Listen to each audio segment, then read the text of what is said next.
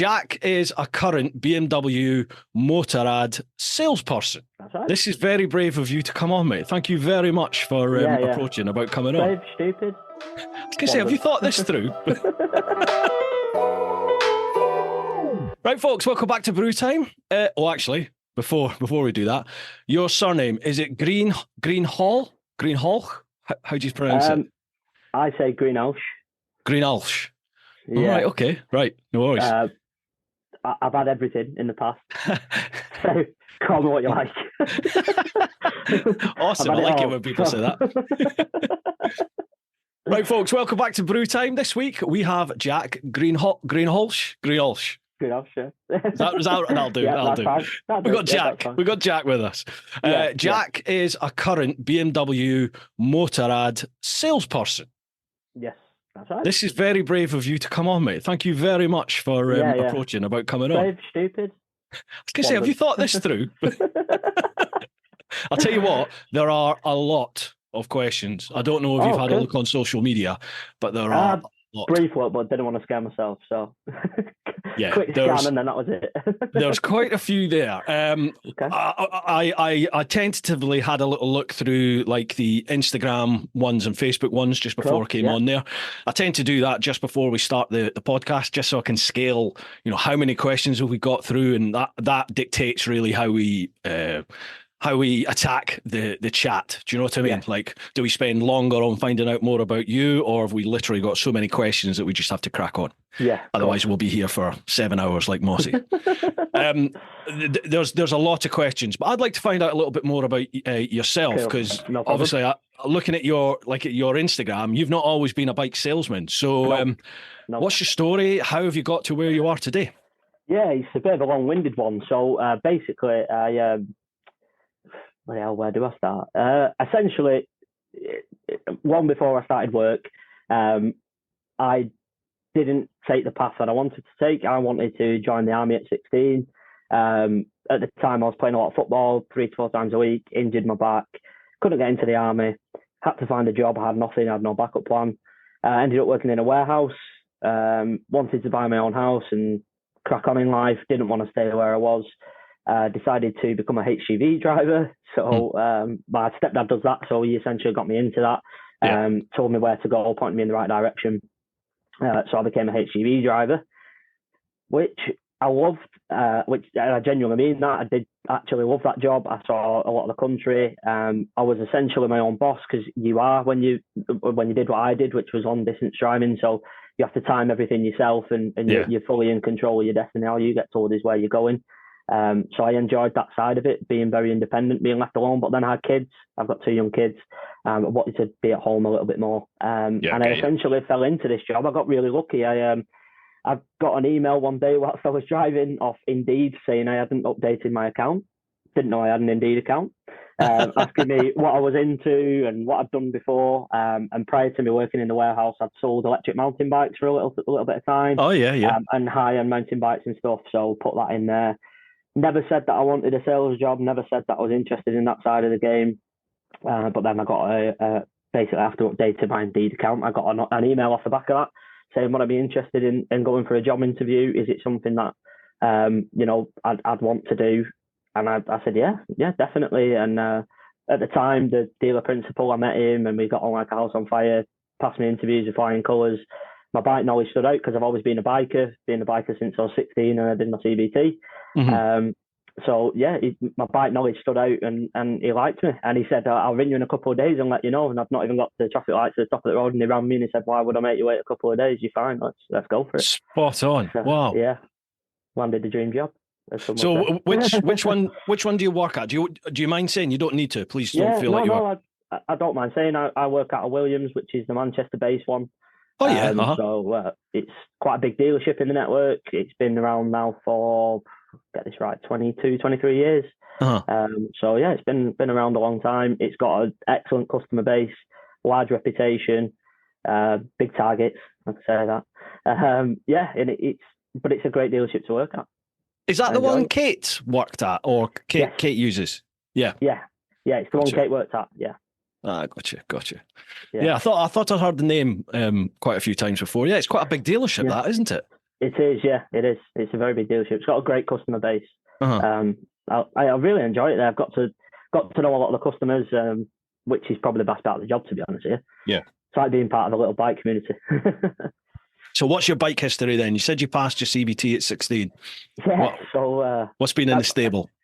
Well, I had at the time, because I'd been working a little bit from when I was 15. I had a little bit of money behind me because I wasn't somebody to splash for money. So I wanted to treat myself to an actual bike. I never wanted a scooter, anything like that. I wanted a bike straight off the bat, geared bike, sports bike, lunatic, just get whatever I could get. And I found for sale in, I think it was Halifax, which is roughly about an hour from me, a Derby GPR 50. Never ever heard of it. Didn't know what one was. Looked cool on the pictures. Had an under-seat exhaust. I was like, I'm going for it. Rang him up. He was like, yeah, it's still available. Went up before I did my CBT. My mum, bless her heart, took me up. Could see that I was in love with it. And yeah, bought it without riding it. Couldn't do anything, but I was like, yeah, I'll have it. Brilliant. And it was probably the best thing I ever did, to be honest with you, because I absolutely loved that bike. I went everywhere on it. Put it down the road a couple of times, but we'll breeze past that because my mum might listen. But yeah, absolutely loved it. And then I went from that to, what did I have then? I didn't have a bike for a year from 18 to 19 because I had my car. And then at 19, I did my A2 and I bought a Versys, Kawasaki Versys. I wanted to do more long distance stuff. My girlfriend, well, now fiance, Catherine, never been on the back of a bike, but I wanted to try and get on the back of a bike, so I knew that I needed something with a bit of comfort and stuff. Yeah. And I actually went to buy a V-Strom at a local bike dealership. A really nice bike on the pictures, turned up and it was an absolute dog. And I was like, not going anywhere near that. So walking out of the shop, and my stepdad spotted the Versys, and he was like, look at that, that's like got everything. And I was like, yeah, it has. So I had a look at that, similar price, similar mileage, everything. And yeah, bought that on my A2. Got it restricted down because I thought I was going to buy a restricted bike. I think about 2 weeks prior to that, I put a deposit down on, at the time, there was brand new V-Strom 250 because I thought, oh, perfect, a little bit bigger than what I'm used to. It's on my restricted license. And then it was my stepdad really that made me look at the V-Strom 650 and just said, get it restricted down. And then when you've done your full license, just take the restrictor off. You don't need to buy another bike. Away you go. And I was like, oh yeah, makes sense, from a financial point of view. So I may as well do it, which is what made me go for that route. But no, I love my Versys. Had that for a good few years. Got rid of that about 3 years ago. Didn't have a bike again for about another 2 years because I had my kids and stuff, couldn't really ride. And then I bought a VFR 800, which I'm now proud owner of. So I love that. Don't ride it a great lot because I have the work bikes to ride. Yeah, perk of the job. Yeah, perk of the job. But I enjoy it when I do ride it. It's a great bike and I love it, and it's everything I want, really. I'm not one for all the singing and all dancing. It's great when I ride them with work, like today I've been on the 1300, absolutely love them, but I don't need that for what I do because I don't get a great amount of time away from the kids and stuff. I don't need something that costs that amount of money with that much technology on it. Yeah, I understand the that. does my job. Yeah, understand that, yeah. So what sort of riding do you do then? Are you road-based or do you do some of that horrible off-road stuff or track? Or? Well, I do mainly road-based stuff. I like doing big miles. I like touring, going to new places. Biking for me is about seeing places I've never seen before, going to places I've never been before, going to places I wouldn't go. So, the bike's the reason I've been to wherever. That's the type of biking I like to do, really. What got you into biking then? I know it was at 16, but what lit the flames to make you get into it in the first place? It was a few things. I think the earliest memory of biking for me, I've got two. I remember the first time I sat on a bike, it was a ZX10. I was at my dad's work when I must have been 6 or 7. Bright green, sounded the bollocks. I sat on it and shit myself. My dad had to take me off because I was crying. But that was the first bike I ever sat on, and I loved it until he started it up and then shit himself. And then my dad used to always tell me he used to have an NSR 250.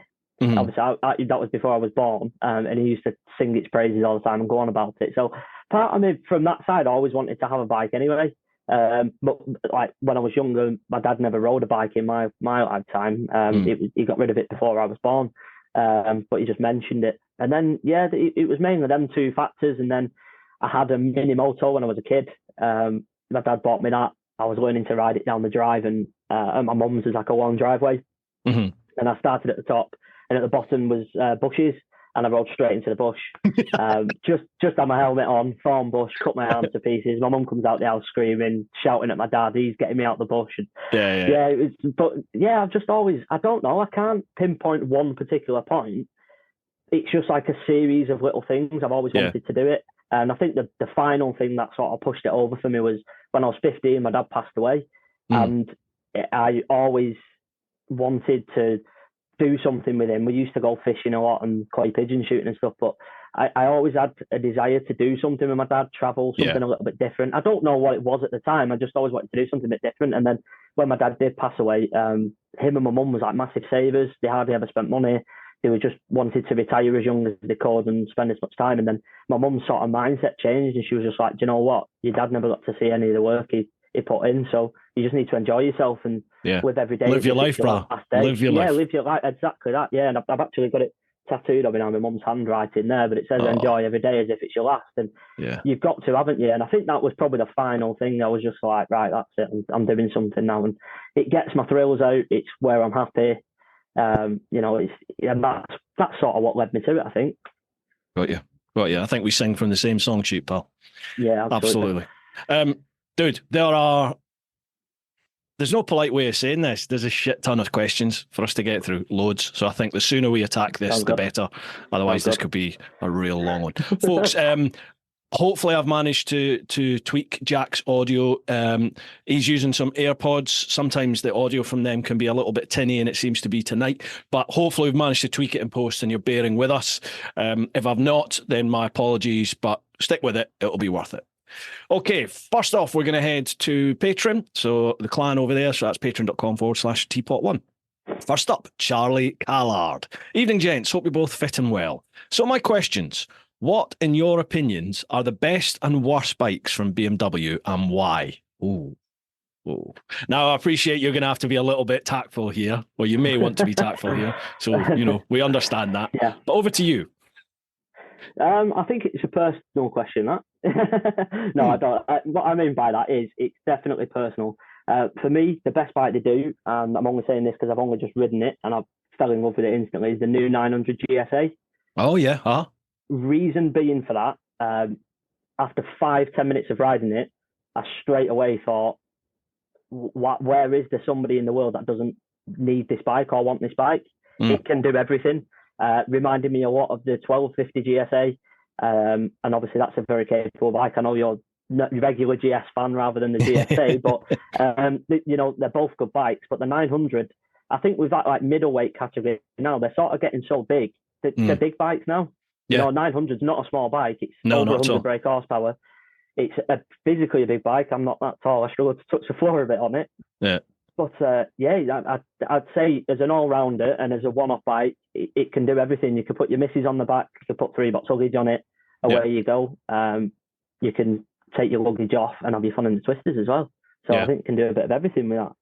I actually saw that at my dealership. I think it was before the official launch, but they had one in the showroom. And as soon as I looked at it, I was like, that's going to do well. Because like you said, it's not a small looking bike. It's a substantial looking machine, isn't it? It's as big as an Africa Twin, yeah. Yeah, and I think that's where the new 1300 is losing a lot of the customer base, is that they bought the 12 and 1250 for that big dominant presence. And although when you put them side by side, the 13 and the 1250, in terms of height and width and things, they're pretty much the same. But the 13 just looks a lot thinner and sleeker, doesn't it? Yeah, it looks like it's just gone on a diet, yeah. Yeah, and I remember thinking to myself, I think that 900 could do well, because I just spent 10 days on the Triumph Tiger 900 Rally Pro. Yeah. Jeez, I mean, that's all the bike you need for road riding. It's exactly, just, yeah. That 900cc is just brilliant. And I got off that onto my 1300, and for the first time ever, because I've never noticed this ever, even jumping from the 1250 onto the 1300, on and off over a couple of days down with Toro there, I've never noticed it until I jumped from like a week or so in the 900 Tiger onto the 13. The 13 felt like a sports bike because the pegs felt much higher and further back. I almost felt quite cramped on it, and I never felt like that before. And I'm like, part of me wanted to get back Interesting. on the 900 until I touched the throttle on the 13 and I shot off like a rocket. And it's this is why I love this bike. Yeah, exactly, absolutely, yeah. So that 900 then, 900 GSA. Yeah, I think that's my style of bike, to be perfectly honest with you. Like, since working with BMW and seeing all the different bikes and riding all the different bikes, I've sort of narrowed down what I'm comfortable on and what I like riding, and it's certainly adventure bikes, big adventure bikes. The XR is a little bit in between. It makes me laugh, makes me smile. It's an inline four, it's going to do that to anybody. But I don't know, with the big adventure bikes, it's just where I'm in my comfort zone, I think. But yeah, certainly that 900 GSA, I had a lot of fun with that. I first rode it over in Portugal. I've been on the bike launch over there, what Kate was on. I've been over there. What a place to ride a 900 GSA. But yeah, very lucky. I've not ridden it yet. I'm going to see if I can wangle a bit of an extended test ride on it and see what I can do. It. Yeah. I am really impressed, and I don't understand why it's not sold more, but I really like the R1250R. I had the R1250R Sport, I think it was, that I had. Loved it. What a bike. Just loved it. Phenomenal. I had that, we had one on demo last year, and I had it for the Easter weekend. I had it for 4 days. I had a lot of fun. A lot of fun on that. Yeah, it's a very capable such bike. A capable bike, isn't it? Yeah. Yeah, it does. It does handle the road very well. And I don't know why it's not sold. I don't either, to be perfectly honest with you. I think a lot of it is people coming to a BMW showroom, and if they're BMW background or not, I'm not sure, but a lot of them come in and you do see them, they'll gravitate to the GSs, the XR, the RRs, and that's about their knowledge of BMW. We tend to find that R and the RSs, we sell quite a few of them to regular BMW customers, people that are coming into our showroom quite a lot, having a look around quite a lot. Got you. I think it's not a very well-known bike outside of the BMW world. I don't think there's that many people know much about them. No, I agree with you there. The whole time we're talking about this, all I'm thinking of is worst bike that BMW do, and for me, there is no competition at all. It's that electric thing that they build. I can't remember. Is it C? What's it called? The C4 or C1? Or? Well, we call it the CEO4, but CEO4. With being corrected, it's actually supposed to be the C04. I don't know, something like that. I'm not sure. Thing. But yeah, I agree. Yeah, I understand that. But again, we're going back to personal. It has its place. You live and work in a city. You get good miles range out of it for a scooter. It is expensive for what it is, but I suppose you could say that for any BMW, couldn't you? But my argument for it, not for it, but my argument with that bike is, absolutely, it has its place. It's not a traditional motorbike, and it never will compete with the likes of the GSAs and the RRs and all that sort of stuff. It's a commuting machine, isn't it? It's a commuting machine. But there's way better electric bikes out there. Way better electric bikes out there for a similar, if not cheaper, price bracket. And it's like, to me, when I got it and I saw the specs for it, I was just like, it's already 3 or 4 years behind the competition, and they've only just launched it. And it's like, well, why not just hold on for a bit and at least match the competition? Because it's, that's what I didn't understand with it. It's like, this is not comparable with the competition in terms of standard. So why is it out? Why is it here? Anyway, never mind. Yeah. let's not dwell on the negatives. So my second question, if you could be stuck on a desert island with anyone, who would it be? Can I give two answers? Of course you can. Truthful, deep answer, obviously my dad. Yeah. Fun answer. Got a few. Let's narrow it down a little bit. Probably my best mate, Sid, who works for me as well. Great guy. Just funny. Just literally, just can't stop laughing at him. Daft as a brush. The way I explain him to everybody is he'd run through a brick wall for you, but he would think it wouldn't hurt him. Because he's the nicest guy in the world and he'll go to the end of the earth for you, but he's daft as a brush. So basically you called him a golden retriever, yeah? Yeah, basically, yeah. I get that about your dad. I'd be the same. It would be my mum. Yeah, just to have like one last conversation. I would love that. Yeah, absolutely. Cheers for that, Charlie. Thank you very much, pal. Next one, Jeremy Weeks. Hi, Bruce. Can you find out why BMW are happy? Oh, I think this is a rant. Can you find out why BMW are happy to put up with poor quality components and replace them under warranty rather than pay for decent parts to start with? It would improve the owner experience. I want to ride my bike, not a loan bike, because mine's in for a warranty repair. I'll be interested to hear your thoughts on this. I don't agree with that, but I'll tell you why once you've had your... Yeah. I don't fully agree with it. I understand it. There is odd occasions when bikes do have problems. What I will say about it is, I'm not naming brands, but there's other brands out there that have the same issue and don't give the customer service BMW do around it. Absolutely.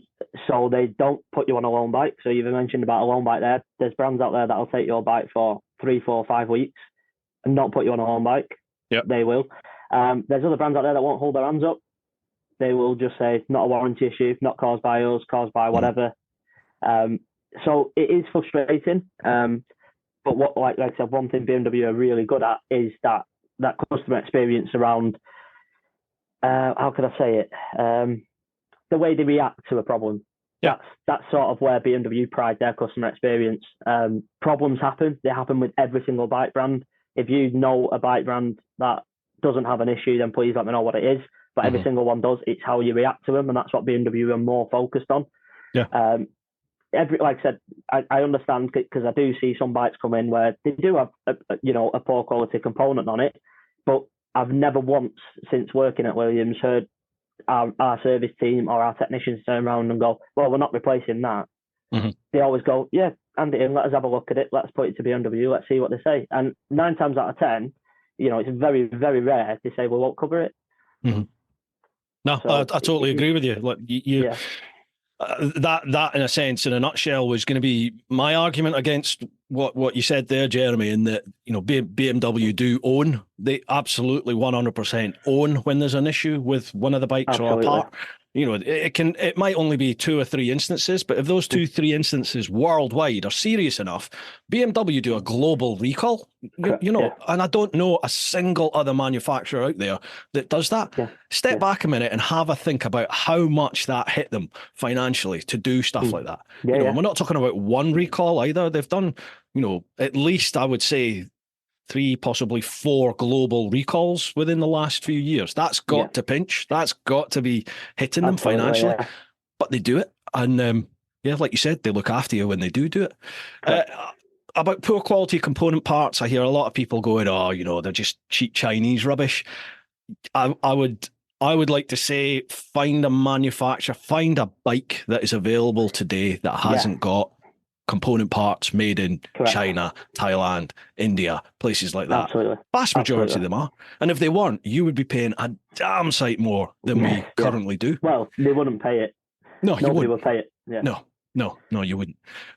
So I understand you've obviously got had some issues with your bike. So, I'm sorry to hear that, and I know how frustrating that is. But I would rather the dealership and, more importantly, the manufacturer dealt with it than just put their head in the sands and wait till something catastrophic happens and you fall off and die. Yeah. Do you know what I mean? Exactly.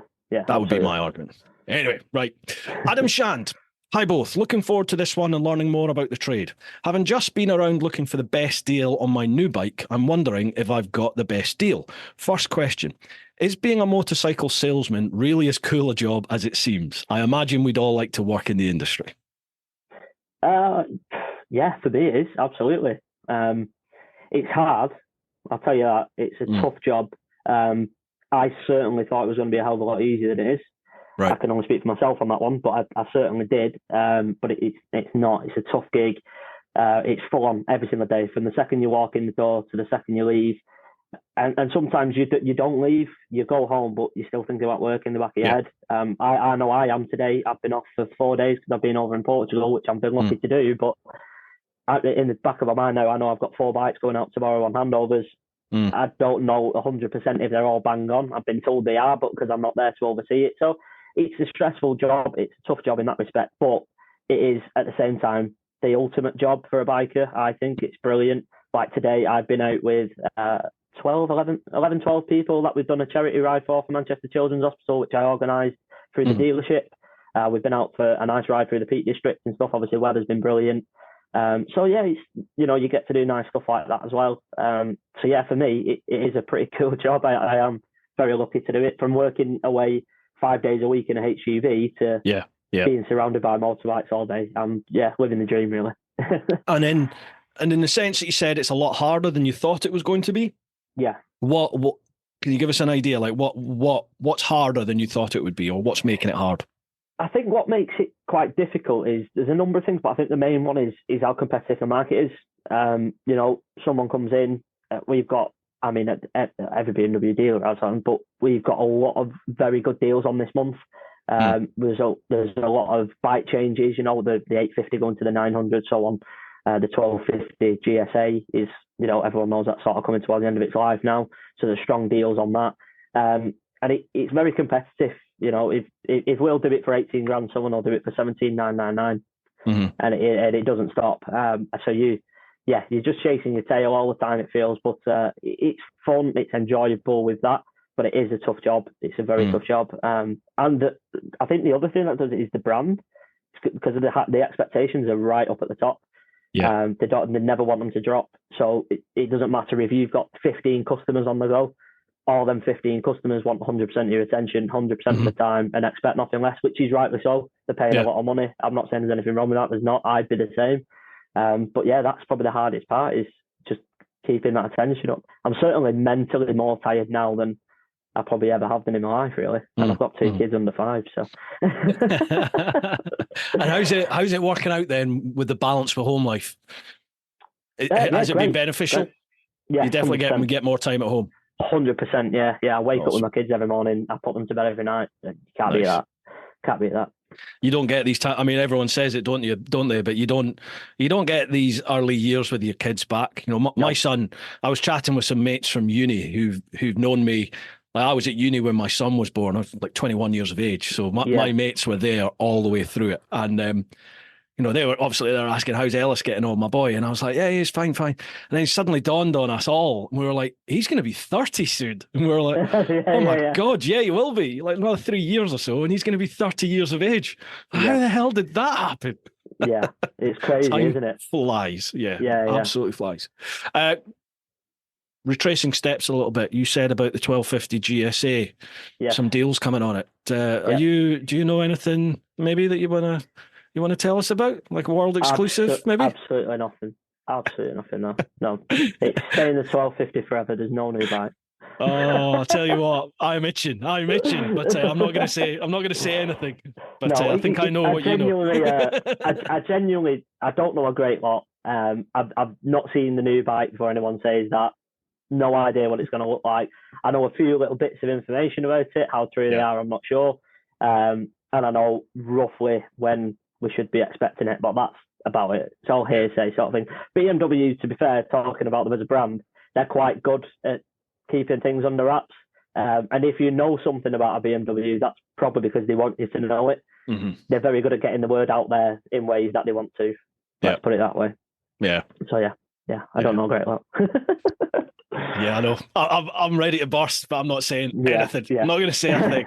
Exactly. Anyway, second, why BMW and not a better brand like Triumph or KTM? Best wishes both, and thanks. Adam is a Triumph man. Right. Okay. Sorry about that, Adam. Basically because I want to sleep at night, and I don't want to sell stuff to people and feel guilty when I go home.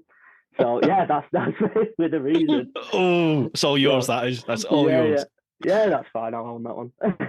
Cheers, Adam. Thanks for the question, mate. Next one, Andy. Hope everyone is well. First question.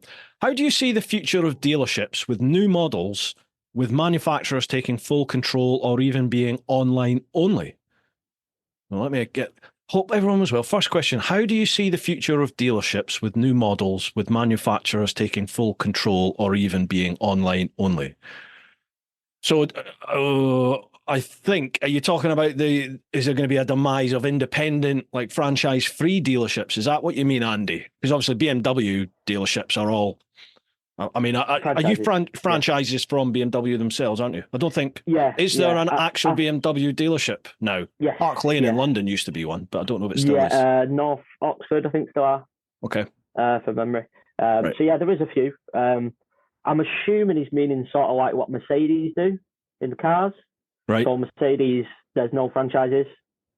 So if you get a price from Mercedes in Cornwall, you get that price from Mercedes in Aberdeen. Yes. That's sort of, I'm assuming that's what it means. Will that ever work in the bikes? Will it ever come into the bikes? I don't know. Who does know? What I will say is us as Williams and as BMW are still going strong as we always have done in the same way. There's no sign of it from our end at the moment. Right. He's probably right to think about it going that way, because I do think probably everything's going to be online at some point, obviously. But I think we're a good few years away in the bikes. I don't think it'll work in the bike world. I think somebody might try it first, but I think it'll probably fail initially. Because I think, I mean, you want to see a bike first, apart from New Bruce. Obviously, you've got 1300 without seeing it. But I saw it on the TV. Most of the time, you want to sit on it, don't you, and get your hands on it, and then go, yeah, I'll have it. But it is. I think I've seen someone ask this question, so I'll not delve in it too much. But it always amazes me how many people buy bikes without test riding them first. And obviously, it's rich coming from me, because I've bought two now, where I've never ridden them. My first ever GS and the 1300, I never even sat on them when I bought them. But anyway, somebody asks a question about that later, so we'll cover that. Sorry to interrupt, folks, but just a quick shout out for this week's sponsors, who are, as always, Ultimate Add-ons. Ultimate Add-ons have been back in the podcast for the last few years, and I've been using their products since probably around about 2017, 2018. They specialise in phone holders, so both the mounts that attach to your bike and the protective cases that your phone goes in. Now, these cases are shockproof, they're dustproof, they're the perfect things to put your phone in whilst you're on the bike, and even if you do have a mishap, your phone is nicely protected inside that case. You can still use the phone, you can still use the touchscreen, you can even still use the cameras. They do a wide selection of mounts. I use the ratchet strap, which is actually in their cycle section, but you can pick any one you like for your particular bike or a generic one. It's up to you. Ultimate Add-ons are also doing a number of other accessories, things like action camera mounts. They're also now doing heated grips. They do things like a balaclava,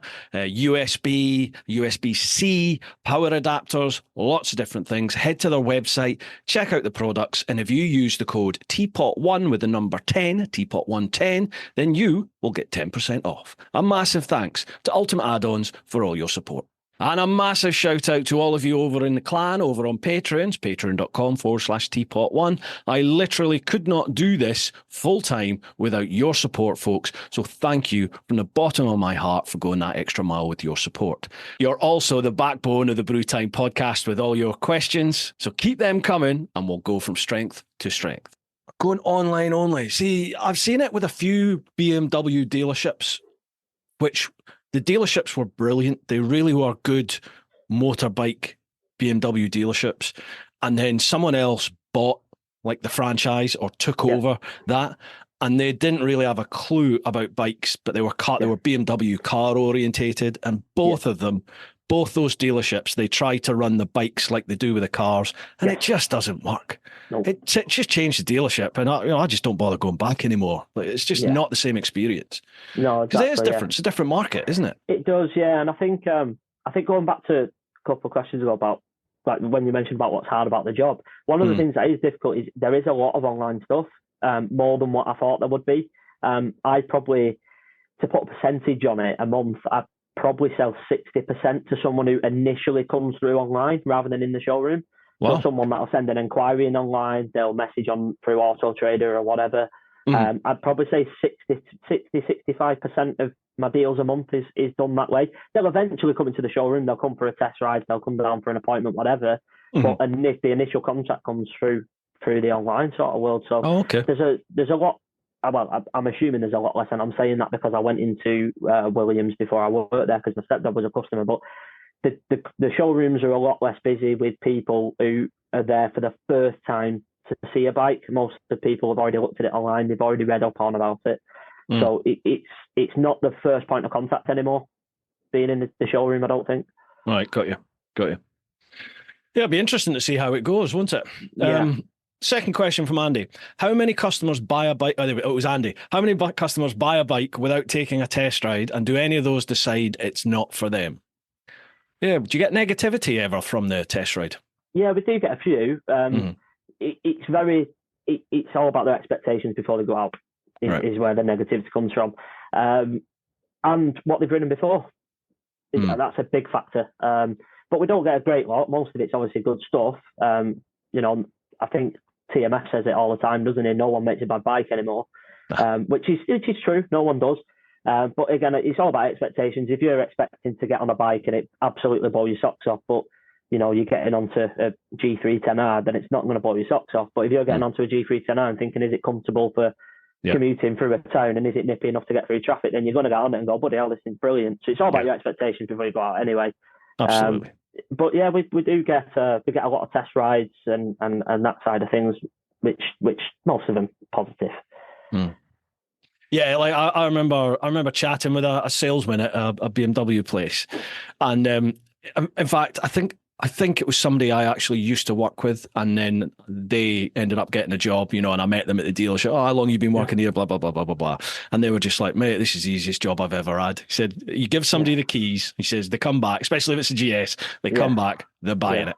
Yeah.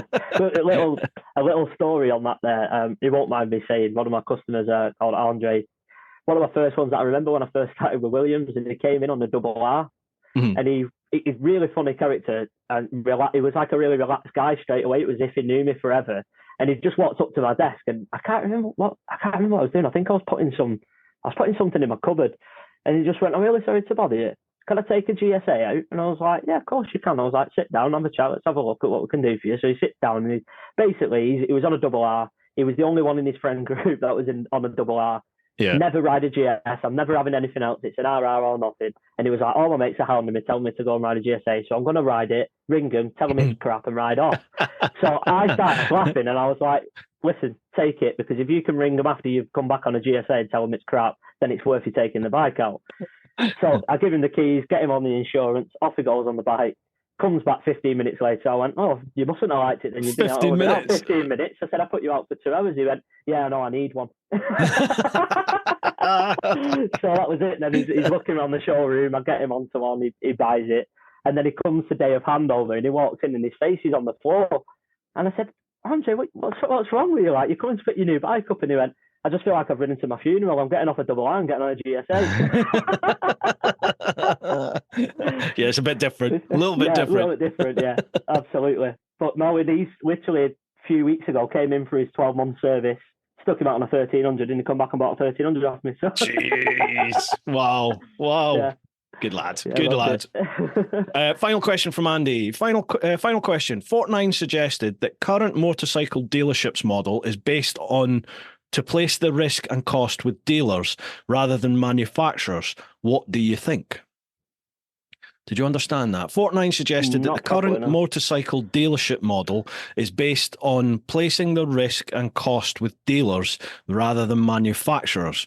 What do you think? Oh, so you're trying to say that the risk is on the franchise side rather than the manufacturers side. Yeah. I don't know. I've never really thought about that. No, I've never thought about it. No, I suppose that massively comes down to how the dealerships run. And the brand that's involved with it, I suppose. But no, I don't see it that way with ours. BMW, we've got a very good backing off BMW. If we need anything, they're always on hand.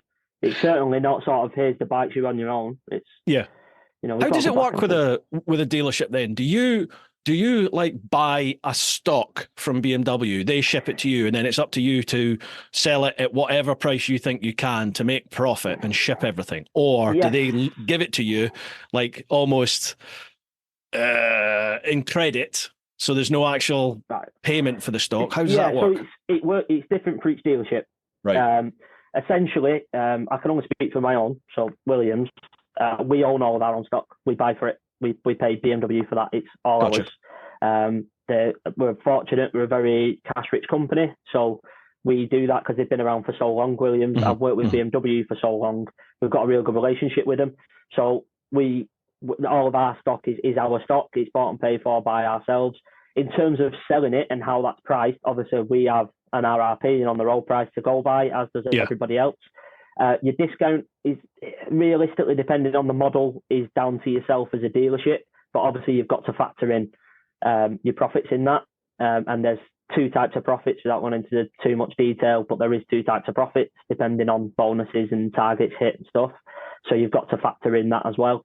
And whether you're going to get the bonuses to cover your profits, etc., and your losses.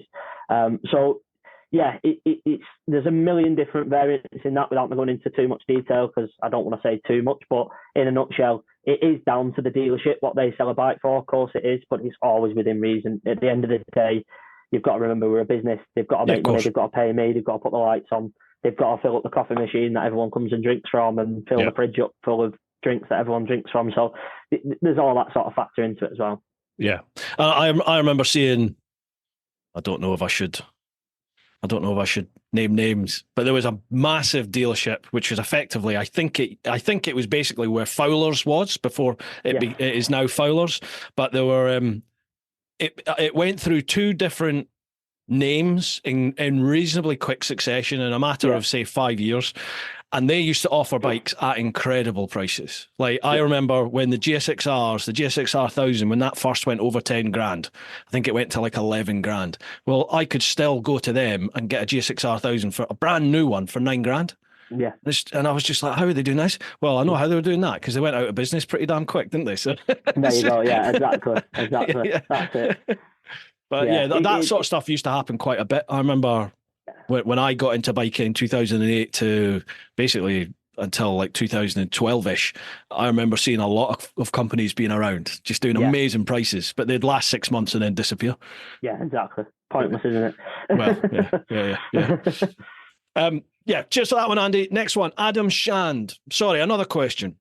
How are you treated by the manufacturer and dealer as an employee? Do you get invited to, or what's been your favourite corporate event?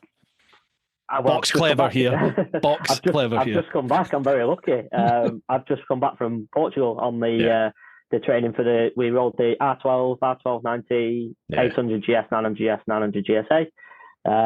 Loved it. Best thing I've ever been involved in. Met some great people. Met some friends, I'd like to call them, because we're all in the same job. Met some people I would never have met.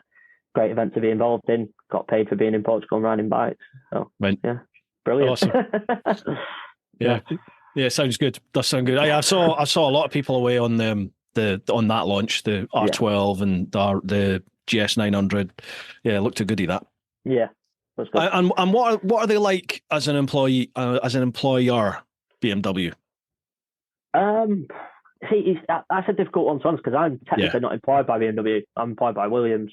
Gotcha. Williams are fantastic, great to work for. Very caring company, still family run.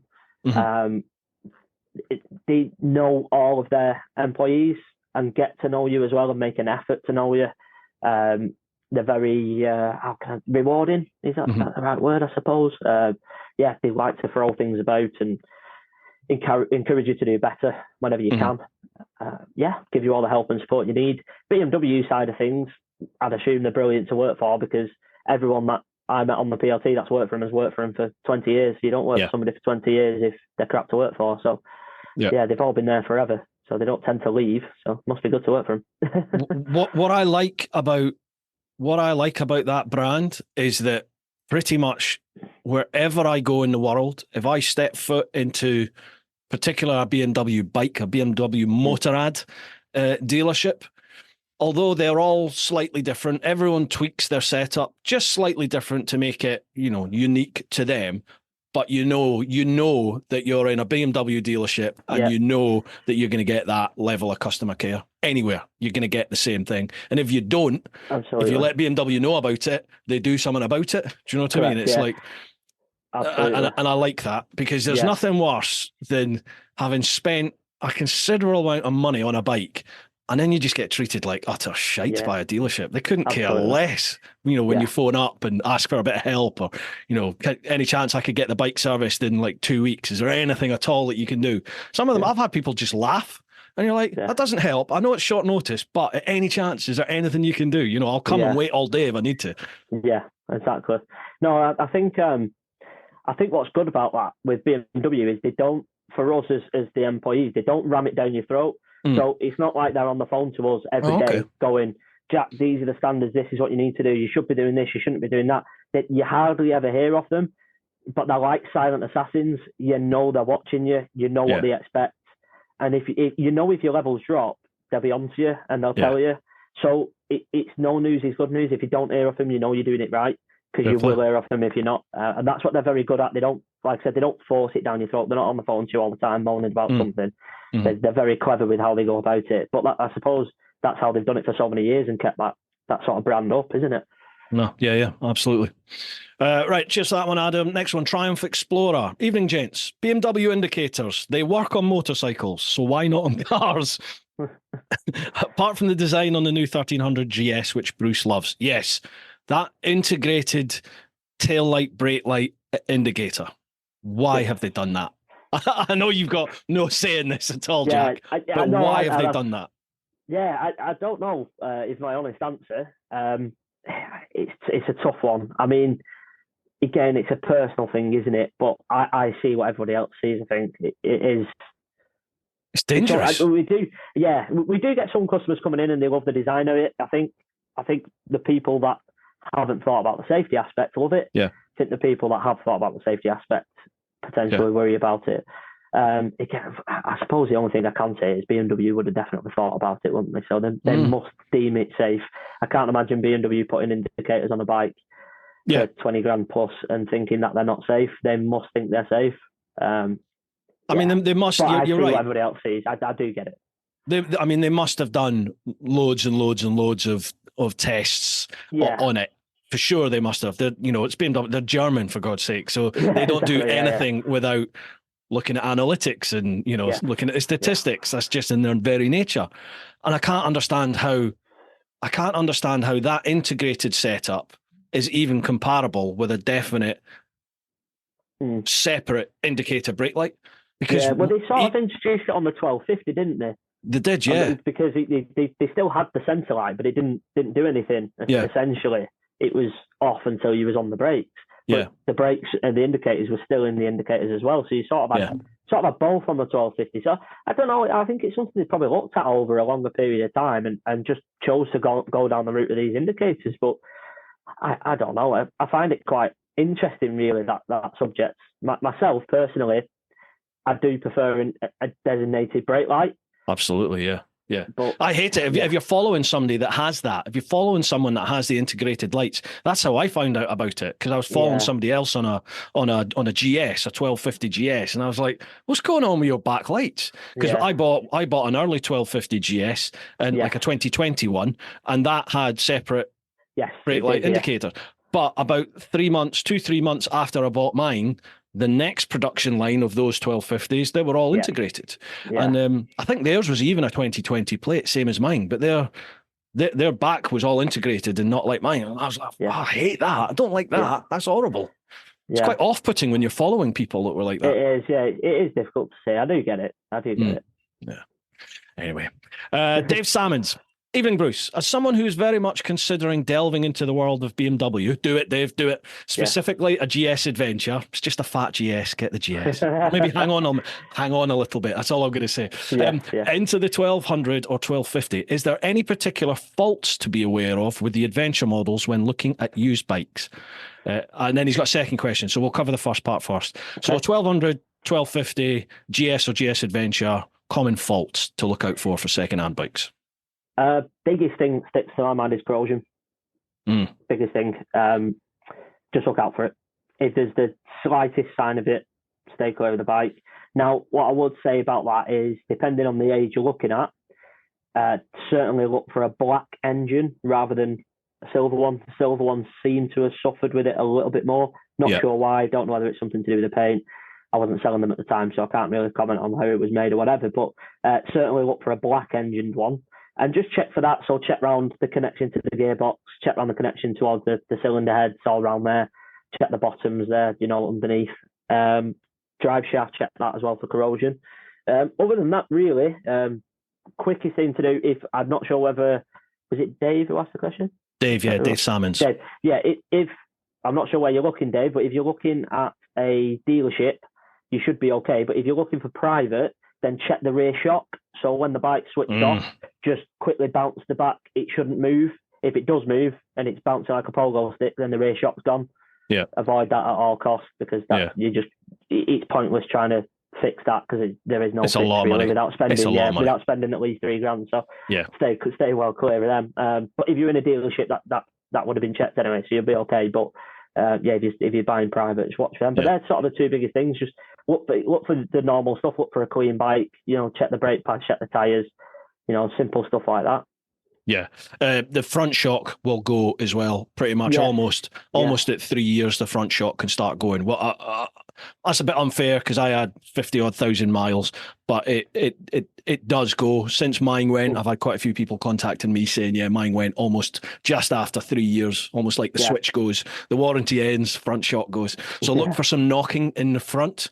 If you take one for a test ride, just dab the front brakes a few times and just try and feel for, and then get, rocket on the throttle. So dab the brake, whack on the throttle, and just try and feel or listen for some knocking through the bars. That'll be your shocks on the way. The corrosion that Jack was talking about, if you look down at the engine pots, you'll see fins, and you'll see where the pot sort of joins the main engine body.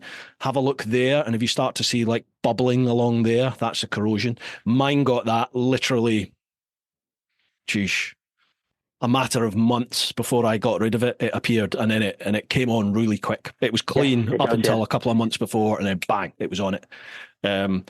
19 plate 1250s, GSAs, because they came out before the GSs, didn't they? In the 1250, they suffer from something called, not all of them, but some of them suffer from a thing called the hot start issue. And that's basically where you can be riding your bike and everything's fine. Then you stop it, say go and pay for your fuel or go and have a cuppa. You come back to your bike and it won't start, and it sounds like the battery's flat. It's a really, really common thing. If you look at my vid when I did the round the UK attempt on the first 1250 GSA, that when it died in Wales at St David's, that was that issue.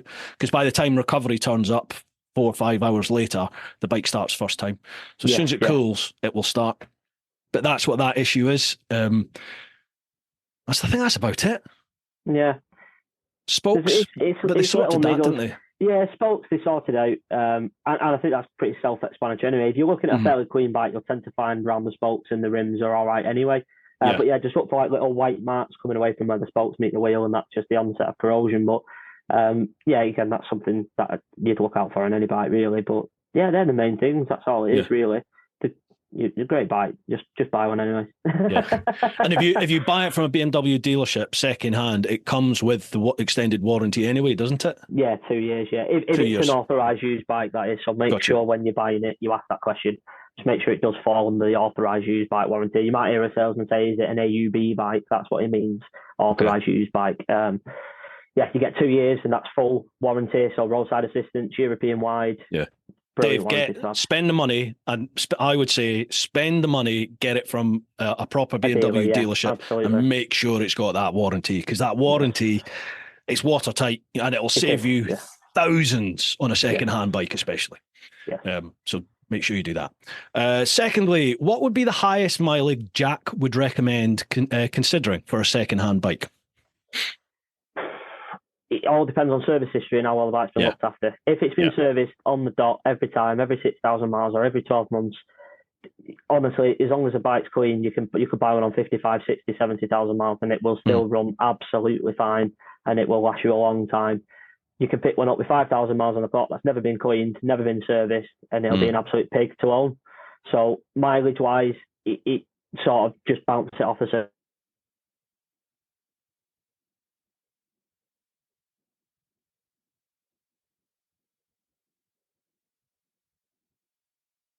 Let's change the. Hang on, mate. Hang on, Jack. Can you hear me? Yeah, got you. Can you hear me? Right. Yeah, can hear you. Yeah, got you. Oh, it's just come up. It's just come up to me and said your internet connection is unstable. Do you know what it is? I think it's. I'll cut this bit out. I think it's. Okay. I've got 2 big hard drives sat on my desk. You know that. Yeah. Big, massive 20 odd terabyte hard drives. So for backing up data, and every now and then they sort of fall into sleep mode and then kick back in. And when they right, and they drain the internet a bit. Well, when they kick back in, they just seem to freeze everything. I've just disconnected everything now. Sorry about that. No, not right. At all. Sorry, folks, we had a slight internet issue there. Right, we're back. Yeah, with the miles, big miles. My mate Jose, who, if any of you have gone to Canaries and toured with Canary Motorcycle Tours, Jose is one of the guides there. His GS, is that 1200 he's got? I think it's 1200 GS he's got, and it's got over 500,000 kilometres on it. But he's on his second engine. I think he got to 400,000 kilometres, and BMW invited him to BMW, and they switched the engine for him. Yeah. He got a new engine in it. Brilliant. That's great. It's crazy, isn't it? All good. Yeah, it's mental good. mileage. We've got a customer that comes in and he's got a 1250 GSA, the 40th anniversary one. Yeah. But then he's also got, I'm going to get this wrong now and embarrassing myself. Is it the 20th anniversary one, the 1150 in the old black and yellow colours? All right, yeah. He's got one of those as well, which he bought from new from our dealership when they came out, and that's got 112k on the clock at the minute. And he's never missed a service on that or anything. And that's his winter bike. So he just uses that in winter. And he's got his 1250 for the summer, yeah. So and his 1250 is on good mileage as well. I think that's on about 40k. Fair play. God, good on him. Yeah. She was. Right, cheers for that one, Dave. And happy hunting, mate, for your bike. Stephen Smith, as an owner of a K1200 RS and a K1200 LT, how do BMW regard their older models, and how long do they support them with spares? Great question. I don't work in spares, but from memory, because we do have some customers that do have older bikes, it's a matter of if you need it, they'll get it. From what I know, so I know a guy came in for. It was something to do with his ignition. I don't know whether it was a switch or a barrel, and it was on an 1100R, and we managed to get hold of that for him. They managed to find one for us, and that was an old bike. Don't ask me the year, but that was a seriously old bike. And we managed to get one of them for him. So, I don't have a great lot of experience with the part side of things, but they seem pretty good with it. BMW love seeing their older bikes on the road, so they do try and support it. Well, I've just seen a last little add-on bit from Stephen there, and he says my RS was a Cat 5 write-off because they couldn't find a new indicator lens. Wow. Wow. Maybe try dropping Williams a shout. Give Williams a shout, Stephen, and see if they have any more luck. Yeah. Hope you still have the RS, pal. Mark Paskin. Evening both. Hope you're all well. Thanks very much, Mark. Good to see you at the Blood Bike event the other night. Have you got any funny or interesting test ride stories? Yes, I have. So when the 1300 come out, my colleague Gary, he's got a good friend that was wanting a 1300 off him, but wanted to test ride one first. So came down on his 1250, brought his cousin, I think it was, or his nephew down with him, can't remember. And he was on an older 800 GS. And the whole way down, he was like, he's been scared of binning his 1250 because he's coming to swap it, blah, blah, blah, blah. They pull out of the dealership, turn left onto the main drag. He goes away on the 1300, him on the 800, just bins his 800. Oh, no. So he's been taking the mick out of him on his 1250, who was actually going on the test ride and bins his own bike when he's out on the ride. Oh, man, that's horrible. So luckily it wasn't too bad, and he managed to get it home, but I think he bent his bars and smashed a few other little bits and pieces up, but it wasn't too bad. What did he do? Himself was all right as well. Honestly, I don't know, because it's a long straight road. Yeah. I couldn't tell you. It's a long straight dual carriageway, and I've no idea what he did. It's like folk that they ditch their bikes when they get a new set of tyres. I can never figure that out. Yeah, I don't get that either. They must literally just get an almighty fistful of throttle or something on brand new tyres. But even then, my mate Jimbo, who's a lunatic, right enough, but he used to get a brand new set of tyres, and to scrub them in, he would literally go to the first roundabout and put his knee down. And that, that was just him scrubbing the tyres in. Wow. I mean, he was a nut. Jimbo's one of these people who had a natural feel for a bike. You know what I mean? Like he ended up racing, and he was just ridiculously quick. Yeah. But he was just one of these people that had a feel for a bike. He couldn't explain what it was or how he did it. He just did it. Yeah, exactly. Yeah, I get that. Yeah. Anyway, right. Okay. Simon Lewis. Hi, gents. Great to have a frontline sales guest on Brew Time. as Jack's equivalent in Land Rover sales for 35 years, which internal department causes you the most grief and why? Mine. No comment. That's exactly what he says. Mine is ... Maybe I best not say. Yes. Yeah. No comment. Yeah, I've got some bikes to get out tomorrow, so I'm keeping my mouth shut. Read into that what you will. Second question. For me, it's the customers who make my job worthwhile and the reason I've managed this long. Who's your favourite customer and why? Oh, don't say that. They're all my favourite. No, I've had a few good ones. Definitely. Andre, I mentioned before, brilliant customer, great guy. I've got another one called Alan and his cousin Michael, who is one of them that picks his bike off me tomorrow. They're great customers. I think I said it at the beginning of the podcast, Williams have a great customer base. So not just my customers, but the dealership's customers in general. We do have a good customer base. We've got a great relationship with the Bud Bikes and stuff. So we see a lot of those fellas in there quite a lot. It's good. There's some really good customers in there. The best ones are the ones that come in and straight away they know your face and they say hello to you and stuff, and you're having a laugh with them. There's a lot of. I've got another one called Nathan come in, and it's like talking to your mate. You know, they're just great fun, great crack, good lads. Appreciate you've got a job to do, but at the same time can be relaxed and have a laugh around you as well. It's nice when you develop that relationship with a dealership, isn't it? When as a customer. So I'm coming from you've been a customer as well, I'm sure. But as a customer, when you come into a dealership, and even if people can't remember your name, but at least if they recognize your face, you know what I mean? And like people take that bit of time. They're not doing a hard sale. They're just, how are you getting on? How's things? You all right? How's things? Blah, blah, blah, blah, blah. Fine, great, awesome. You know, I don't want to turn up at a dealership and be given the sales pitch the second I step foot over the door. But to the same extent, I don't just want to be left alone and never approached. You know, it's nice to have that sort of that medium, isn't it? Yeah, absolutely. Yeah, it's finding that balance. I think that's probably one of the best. What can I say? Techniques of a sales exec really is being able to read somebody. Do they want help? Don't they want help? You know, where do they want to be? Everybody wants to be spoken to, but what do they want from you? You know, and it's being able to read that. And we're also sponsored by the Influencer Store. Now, I've got some blurb to read out for them. The Influencer Store helps you build your brand, big or small, providing you with a solution and apparel. We help you to increase your fan base while supporting you with starting your own influencer clothing line with nothing more than just an idea and a design, and there are no hidden costs. For more info, come check us out at theinfluencerstore.co.uk or drop us an email at online@influencerstore.co.uk for more information. Now, all my current merch over at TeapotOne.com, that is all handled by Roger and Charlotte and the family over at the Influencer Store. So thank you for all your support. And lastly, a big shout out to all of you who are either watching a podcast or listening just now on your platform of choice. If you can share with your mates, tell people about the podcast and help spread the word, that really does help. And if you're listening on things like Apple Podcasts or Spotify, if you can follow and leave a review or rating, 5-star is preferable, of course, then that would be absolutely fandabidosi. All right, folks, let's get back to the podcast. Simon says, finally, any chance you can do me a better deal with my in-group Motorrad retailer? Well, depends on your group. If your group's Williams, then yeah, maybe let's do something. Drop my line, Simon. Give Jack a call. How do people get in touch with you then on that point?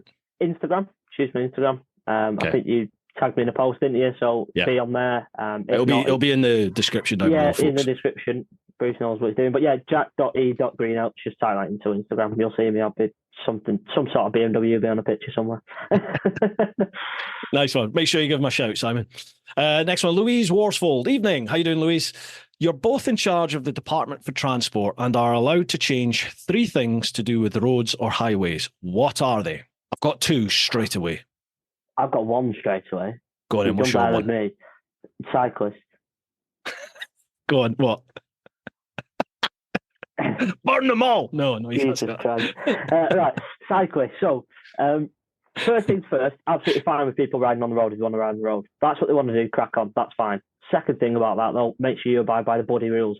Don't jump on a pavement when it's a red light just because you can't be asked taking your feet off the pedals. If you want to ride on the road and you want respect, stop at the red light like everybody else. Yeah. That's the first thing, absolutely. I think they should have a reg plate on the back. I think they should not have to pay road tax. I'm not bothered about that, but they should have to have a reg plate. They should have to have some sort of insurance. They can damage a car just as much as a car can damage them. Totally agree. They 100% should. And cycle lanes, this is not necessarily anything against cyclists, but cycle lanes should be actual cycle lanes, not just a white dotted line. Put a pavement up, keep the cars away from the bikes as well. Oh, you're going to regret saying that. You're going to regret. Have you come to London? Have you been in London recently? No. But but again, being sensible with that, only put it somewhere where it fits. Yeah. You know, that's what you've got to do. I mean, literally where Williams is, outside our dealership, so we're on the corner of Chester Road and I can't remember the name of the other street because that's not our address, but we're basically on that set of lights, and the big dual carriageway, what Chester Road is, has got signs up saying no cyclist, and they've spent millions of pounds putting a new cycle route on the road that loops round on the other side. Nobody uses it. Everyone just cycles up the dual carriageway, but nobody ever polices it. So you can't really blame the cyclists if they're getting away with it and it saves you 10 minutes on your journey on the way home. You're going to do it, aren't you? So there's that side of it for me. But no, in terms of the other two, buddy, I don't know. I would make undertaking illegal. Yeah. So you can overtake anywhere. You know, if some twat sat in lane 2 or lane 3 of the motorway, then or on a dual carriageway, then you know, if you can get through on the inside lane, just do it. You just have to have common sense about things, I think. And the second one for me would be, well, in America, it's you can turn right. You treat a red light if you're turning right at a junction as a giveaway, isn't it? So for us, it would be turn left. So if you're turning left at a red light, that should be a giveaway. Just makes total sense to me. Yeah, it does. Absolutely. People are people. You're going to get idiots. I appreciate that. We have a lot more traffic than most places in the States I've seen, but it just makes sense to me doing stuff like that. Yeah. Third one, what really annoys me on the roads? I mean, mobile phone use really annoys me. People that have their fog lights on, but then I have my spotlights on my bike a lot of the time. I ride with my spots on. Yeah, I think you're right though with the fog lights on the car, particularly rear ones, because they look like brake lights. Yeah. If you, not that you wouldn't be, but if you're not 100% paying attention, if you're overtaking a cyclist and you're looking in your mirror and then you look up and the car in front's putting fog light on, you might think they're braking. So definitely that. And what annoys me about that as well, I don't know why people do it, but there's like a little bit of spray on the motorway or a tiny bit of fog and they whack all the fog lights on as if no one can see them. And it's like, what are you doing? But yeah, I agree with that one. That's a good one to say about the fog lights. Yeah, that does irritate me as well. I think we've got enough there. The cyclists who are listening or watching, they've probably not even calmed down yet. They're still going to be up to about here. Yeah, probably. I don't mind that. That's how you make me feel when you jump a red light. So. I'll tell you what, I've cycled in London, believe it or not. Back in the day, I used to cycle in London, and it's a horrible experience. You take your life in your hands, but to the same extent, I've also commuted many, many, many, many, many thousands of miles in and out of London on the motorbike. And the vast majority of cyclists that I've seen, well, I'm amazed most of them are alive, to be honest with you, because jumping red lights, just in and out of traffic, just disregard for everybody else. Yeah. I know it's not everybody, but I think the thing is with cyclists as well, they have the law in their hands. Like they're the vulnerable road user. They've got everyone to look down onto them and make sure they're okay, which people do. HGV drivers get sent on courses all the time about cyclists and stuff, which is fair enough. I think cyclists just need to have that same respect now for other people and by respect, I just mean abide by the rules. If you're at a roundabout, give way to the right. Don't just shoot across and then moan at somebody if they cut you up, and don't jump a red light. It's that sort of thing, really. Yeah. Right, let's draw a discreet veil over that. If you could own any non-BMW bike, what would you spend your money on? KTM for me. Yeah, that new 1390 looks incredible, doesn't it? I've just had Sam Vincent WhatsApp me today, and obviously he's just taken out the 1390 Super G car, and he was just like, you know what Sam's like, just giggles constantly. He's just like, holy shit, what a bike. I can imagine that being incredible. I've never even ridden the 1290, but it's phenomenal. Yeah, from what people say about him, it just looks awesome, doesn't it? And I've ridden the M1000R, which is an incredible bike in its own right. But anything like that, really, Super G car. a Panigale. I love Ducati, so mine would probably be a Panigale V4 or something. We had an SP2 in work actually recently, and it just carbon wheels and full turn assist. It just blew my mind. Yeah, it's a beautiful thing. I think I had the 1290 Super Duke R when it first came out. I had that for 2 weeks, 3 weeks, and if that hadn't, it basically just there was just a small failure in a no way, seal. not the KTM. Yeah, the seal that keeps in, I think it was the coolant or the oil. I think it was a coolant, just a small little washer that failed, so that the bike just dumped all its fluids onto my garage floor. Up until that point, I was like, it felt like I was cheating on my girlfriend, and I'd found the one that I was going to go with next after the current missus. It's just like, oh, we've got a life together kind of thing. And I almost felt cheated on when when it failed on me. I was just like, oh no, that's how that. Have you done that to me? That was an amazing bike. That bike made me smile every single time I went out on it, and loved it. So if this 1390 is even better, I almost don't want to test ride it because that could be a difficult one. Anyway. Right, Robert James. Hi both. Small point, but one that ticked me off on my bike handover.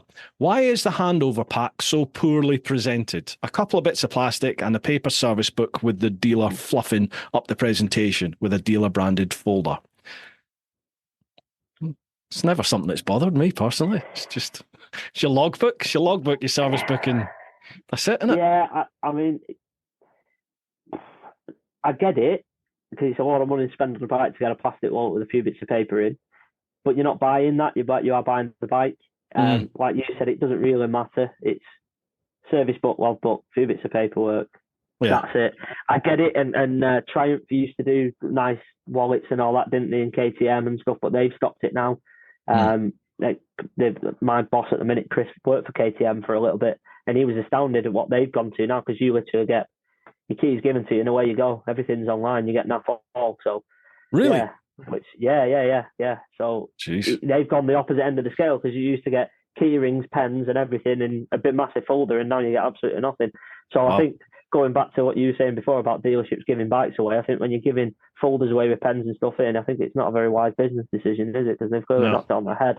They must spend a fortune on all that sort of stuff. But no, I do sort of understand it. It would be nice to have a bit of a nicer folder. I get that. But yeah, it's, I suppose in a way it's fit for purpose, isn't it? It holds the bits that you need, and away you go. And the other side of it is what my boss said to me, Chris, which is a good point. If people come to pick the new bike up and you give them a whopping great big folder and they've turned up in their riding gear, where are they putting it? Yeah. Mm-hmm. So there's that side of it as well. So you've got to make it easy to carry. So there's that side. I remember I met a chap who'd bought a brand new MV Augusta Super Veloce, 38,000 pound, 40,000 pound, this bike. And the guy was minted anyway. So this thing was literally going to sit in, he had a room in his house dedicated just to bikes. That was just where he sat and he watched the racing. And he was just putting it on a plinth. That's all. This bike it wasn't going to be ridden.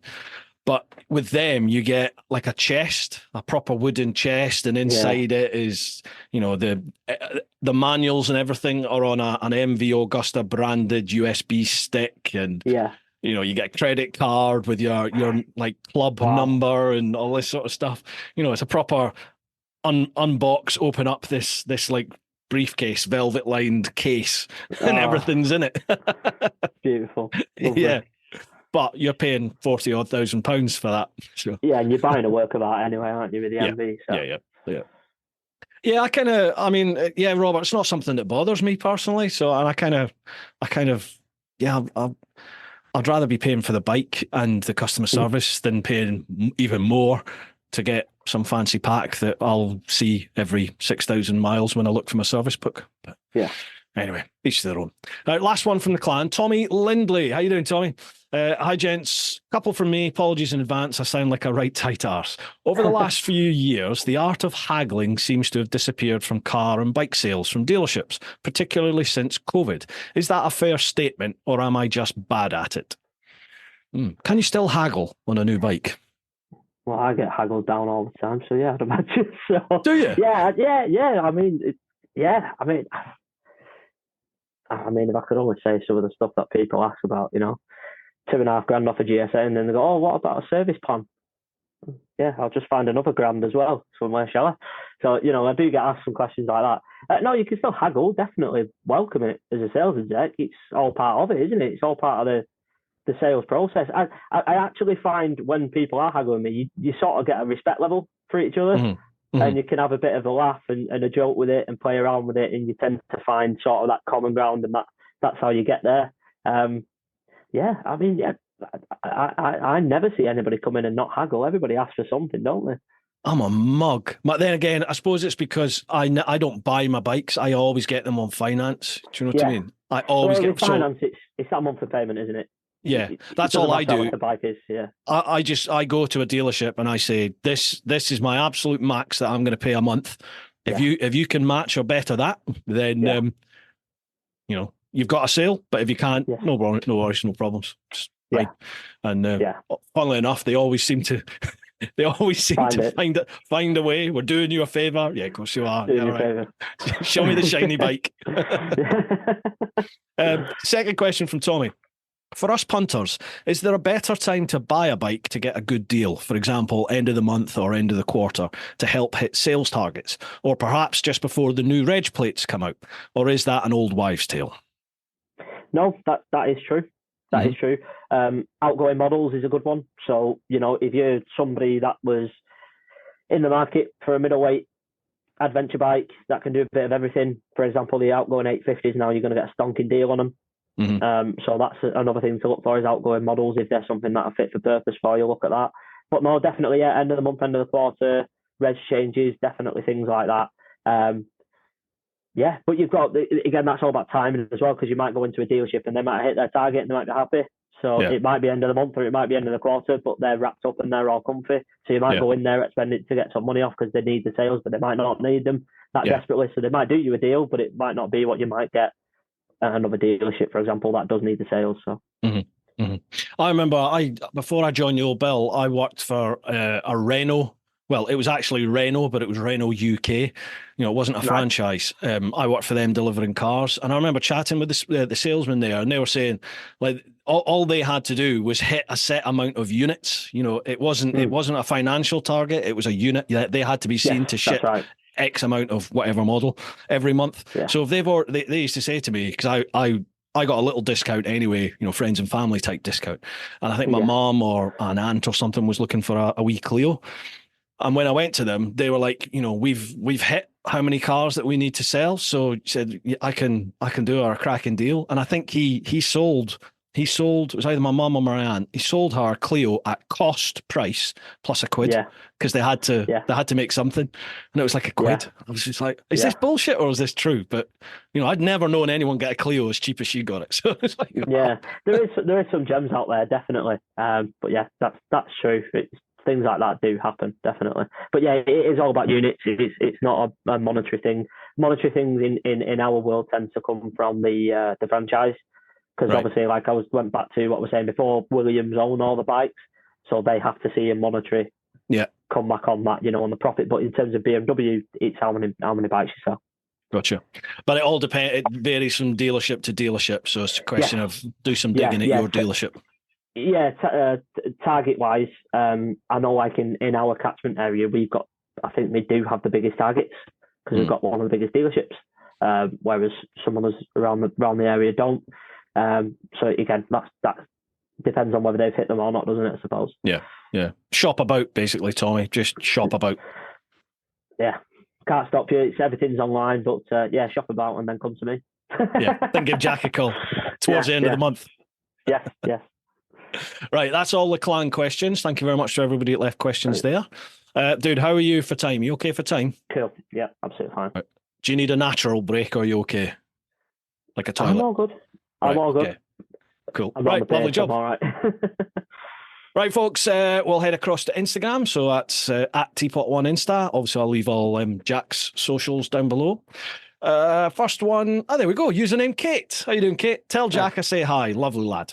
Now, you can tell everybody, is Kate as nice as she makes out to be, or is it all a con? Oh, it's massive con, yeah. No, she is. No, she's lovely. She's lovely, isn't she? Kate. Yeah, no, she is. She's great. Yeah, she is. Yeah.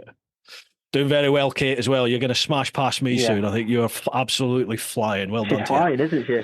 Yeah, flying. I know how much graft it takes, and it's plainly evident you're putting in a lot more than most. So well done to you. Yeah. Biker Yog, how you doing, Yog? You all right? I met Yog out in the States recently. Does Jack support dealerships refusing to service and fix BMW motorcycles older than 10 years old? Oh, I didn't know they did. I didn't know they did. Ours don't. We'll service any BMW bike, any age. Doesn't matter. We will service it. Well, Yog is in the States, so they maybe do things differently in America. May do something different over there. It's probably worth, rather than speaking to that particular dealer, speak to, I'm assuming it's BMW US. I'm not sure. I speak to them as a whole and just say, this dealership's refused this service. Is this right? Because if it's not right, they'll tell you and they'll do something about it. Like you said before, the customer services are really good. But yeah, we do. We'll do anything. It was amazing chatting with Yog over there. He's got a Honda he had, but his bike has got over 250,000 miles on it. I'm sure it was something like 260,000 miles that he has on it. Wow. But as he said, the American continent, or the America, the country, is massive. So if you do like a coast to coast or north to south or even ride around the country, you're putting in a huge amount of miles. And like he was saying, in Texas, you can ride non-stop 24 hours a day for 3 days in Texas, and you still might not have covered the state. That's like sat at 80 mile an hour. You know what I mean? It's crazy how big it is. Yeah. So, like he said, it's fairly easy if you do ride a lot to rack up big miles over there. So, wow, absolutely. Jesus. Yeah, I loved. Have you ever ridden in the States? No, I've been to the States twice. Never ridden over there though. Oh man, but yeah, I wanted to. Loved it. Yeah, I wanted to hire Harleys when I was last over there last year, in June. I wanted to hire Harleys, but the local dealership to us had stopped doing it because I think it was 2 or 3 months previous, in a matter of a couple of weeks in that month, they had 3 bikes binned. Oh. So they knocked it on the head for a couple of months because they was getting a lot of punters in there asking for it. So my stepdad walked out with our heads on the floor a little bit because he was a bit upset. But no, I've always wanted to do it. It's on my bucket list. It's on my to-do list. But yeah, not quite there yet. I can't recommend it enough, folks, if you're thinking of doing it. Like, in my head, you think of American roads as just straight and boring and, no corners. Wow. Okay, yeah, the interstates are a little bit like that, and maybe some of the highways can get like that. But once you come off them and you go onto like our A roads, B roads, that sort of stuff, oh mate, honestly, especially where I was, all around Appalachia, and it did look amazing. I was following it on your socials. Oh, it just looks awesome. It's just incredible. Yeah, such good fun on the bike. Anyway, what's the next one here? Flids for Bicky. Just got a 21 plate R18 Trans with all the bells and whistles, and in the Galaxy paint option. I even traded, in my favour, up a Honda Goldwing for it. Bloody hell. And it's amazing. Well, that's all it's just saying, that's what he's done. So you went from a Honda Goldwing to an R18 Trans. Wow. Good on you. Wow. I can't get on with the R18. I've just not gelled with it. Yeah, it's very what's the word? Marmite, isn't it? But I really like it. When I very first started, I couldn't get on with it either. Right. I rode the no, it was just an R18, the first one that I rode, and I couldn't get on with it. I really couldn't. I couldn't gel with it. I thought it was cripplingly uncomfortable.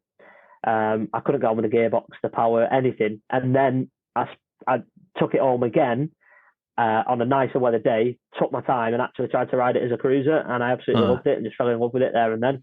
And I was like, how cool is this? And everyone's looking at you because it's ginormous, isn't it, the R18? I mean, if people's not seeing it in person, it is massive, particularly a transcontinental like we bought there. I mean, in that Galaxy paintwork as well, I bet everybody looks at him because they're a huge bike and a phenomenal paint job. But yeah, I really like it. I did about, on the picture that you put on Instagram, I did about 400 miles on that bagger, I think, 300 miles on that bagger. That was you had that was that the Distinguished Gentleman ride that you did? Yeah, so I rode that with Kate last year. So you'll probably see Kate did it on an R18. And on her video, she rides past me. I'm on the bagger and she gives me a little fist bump. No, that's me on the bagger. I rode it for that. And then I had it for like that weekend. What else did I take it for as well? I rode it for something else as well, and I can't remember what. But yeah, loved it. Really jealous of that bike. Awesome. Yeah, enjoyed it. I remember I couldn't get on with it, and then one of my mates came away on tour with us, Trev, and it was his first ever bike, was an R18. His first ever bike, the R18, yeah. Wow. And I remember thinking to myself, oh, he's going to struggle. You know, you could struggle here. First bike trip away with a group of lads that, you know, some of them could ride, and you're on that. And I tell you what, he gave a really good account for himself. He said himself, it's because he didn't know any different, so he just got on the thing and rode. You know, he didn't know how it was supposed to feel. Yeah, maybe that was better for him. My everlasting memory from that tour is this Porsche. I think it was a bright yellow Porsche. Came up, or we sort of came up behind this Porsche, and a couple of people overtook it. And you could see the bloke wasn't particularly happy with that, so he wanted to have some fun. And Trev just absolutely blew him off on this R18, you know, just with the power that this R18 had. It just took the bloke in the Porsche. Yeah. We were all like, that is mega. Yeah, it's brilliant. If you get a decent set of pipes on an R18 as well, there's not an awful lot of better sounding bikes out there. They sound incredible with a proper set of pipes on. Yeah, that boxer engine, that 1800 boxer engine has a unique sound to it, doesn't it? Yes, it does. Yeah, it sounds like no other boxer. No. It's phenomenal like the sound of that thing. But what I've noticed is the 1300, although it's got this horrible triumphy whine at really low revs, you know, as you're like coming to a stop or just as you're pulling away, it's just got this, I don't like this whine that it's got. But then at some point you start to hear that familiar tone that you get from the big R18 engine. There's just that weird sort of hum tone noise that kicks in at some point. Yeah. I think, it's nice that. Anyway, how did you get on with the sound of your 1300, Bruce? The sound of it? What's your opinion on it? Yeah. I think it sounds shit. It needs aftermarket pipes for sure. Yeah. It doesn't. I think the exhaust looks really good. You know, as a stock exhaust, they've done well. Yeah. But I've just got the normal single standard can on it. It's not the Akropovich or anything. But I don't think it's a particularly nice sounding engine stock. No. It's not, and I think it'd be interesting to see. I've not seen or heard one with a proper set of pipes on it, but I'd imagine with a decent set of pipes in it would sound good. Because there's plenty of power there and plenty of torque there and a lot of rev range, isn't there? So I can imagine it would sound good singing with a decent pipe on the end of it. But it's this new sound deadening in the middle, isn't it? That they've gone for with the new Euro emission thing. I think it's sort of a sign of the future. That I think. Yeah, it is. There's going to be ways around that, I'm sure. Yeah, no comment. Yeah, exactly. Exactly. I'm hopefully getting the new Jekyll and Hyde can for it. All right. They've done one at the moment. They're just doing the R&D at it at the moment. Chap called Trophy Pete on Instagram. If you follow Trophy Pete, he's got it. So he's just doing the final sort of R&D on it before it becomes like widely available. I'm hoping I should be getting one of them. Product then. Pretty much, yeah. Unless anything catastrophic happens or they notice anything, then that will probably be the one, the customer base one. I'd imagine. I've not seen the final, other than the one that's on his bike. I've not seen anything else on it. But we'll see. Yeah. Okay, so that was Flid's. Next one, Brendo rides bikes. Why are some dealers now charging for test rides? I've heard this from a few sources. Yeah, it was about. I remember I was getting charged about £10 for a test ride. Yes. Yeah, we've heard this as well. We don't, as a dealer. I'm not aware of another BMW one that does. Maybe one's near some people on it, but no, we don't. Another one's near us do. And again, another thing is people saying, "Oh, yeah, take it out for half an hour." I mean, what is the point? Like, no point even getting on it, is there? No. We're realistic. We're as close to the centre of Manchester as you would physically want to ride. So we're right in the midst of it. So we know with our customers, listen, take it for a couple of hours. You need to get away from the city. You need to get into some good roads. So we do allow for longer test rides like that. We will allow for somebody to take it for even 3-4 hours if they need to go to somewhere specific, if they need to check it, get through their gate at home or whatever. You know, we will allow for that. But yeah, I've heard that as well. I've heard about some dealers charging a £10 or £20 for a test ride. I personally, at that point, I just turn around and say, "See you later, lads. I'm off. I'm not interested." My local BMW dealership, who I had a fantastic relationship with, even before they changed hands and changed ownerships, they started charging. You know, they were like, really sorry, but we have to start charging for this now. And I was like, oh, right, okay. And the new people that took it over, they carried on charging. And I think, what's the one over Guildford? There's a big Vine. Is it Vines? I think they were doing it as well over there. Right.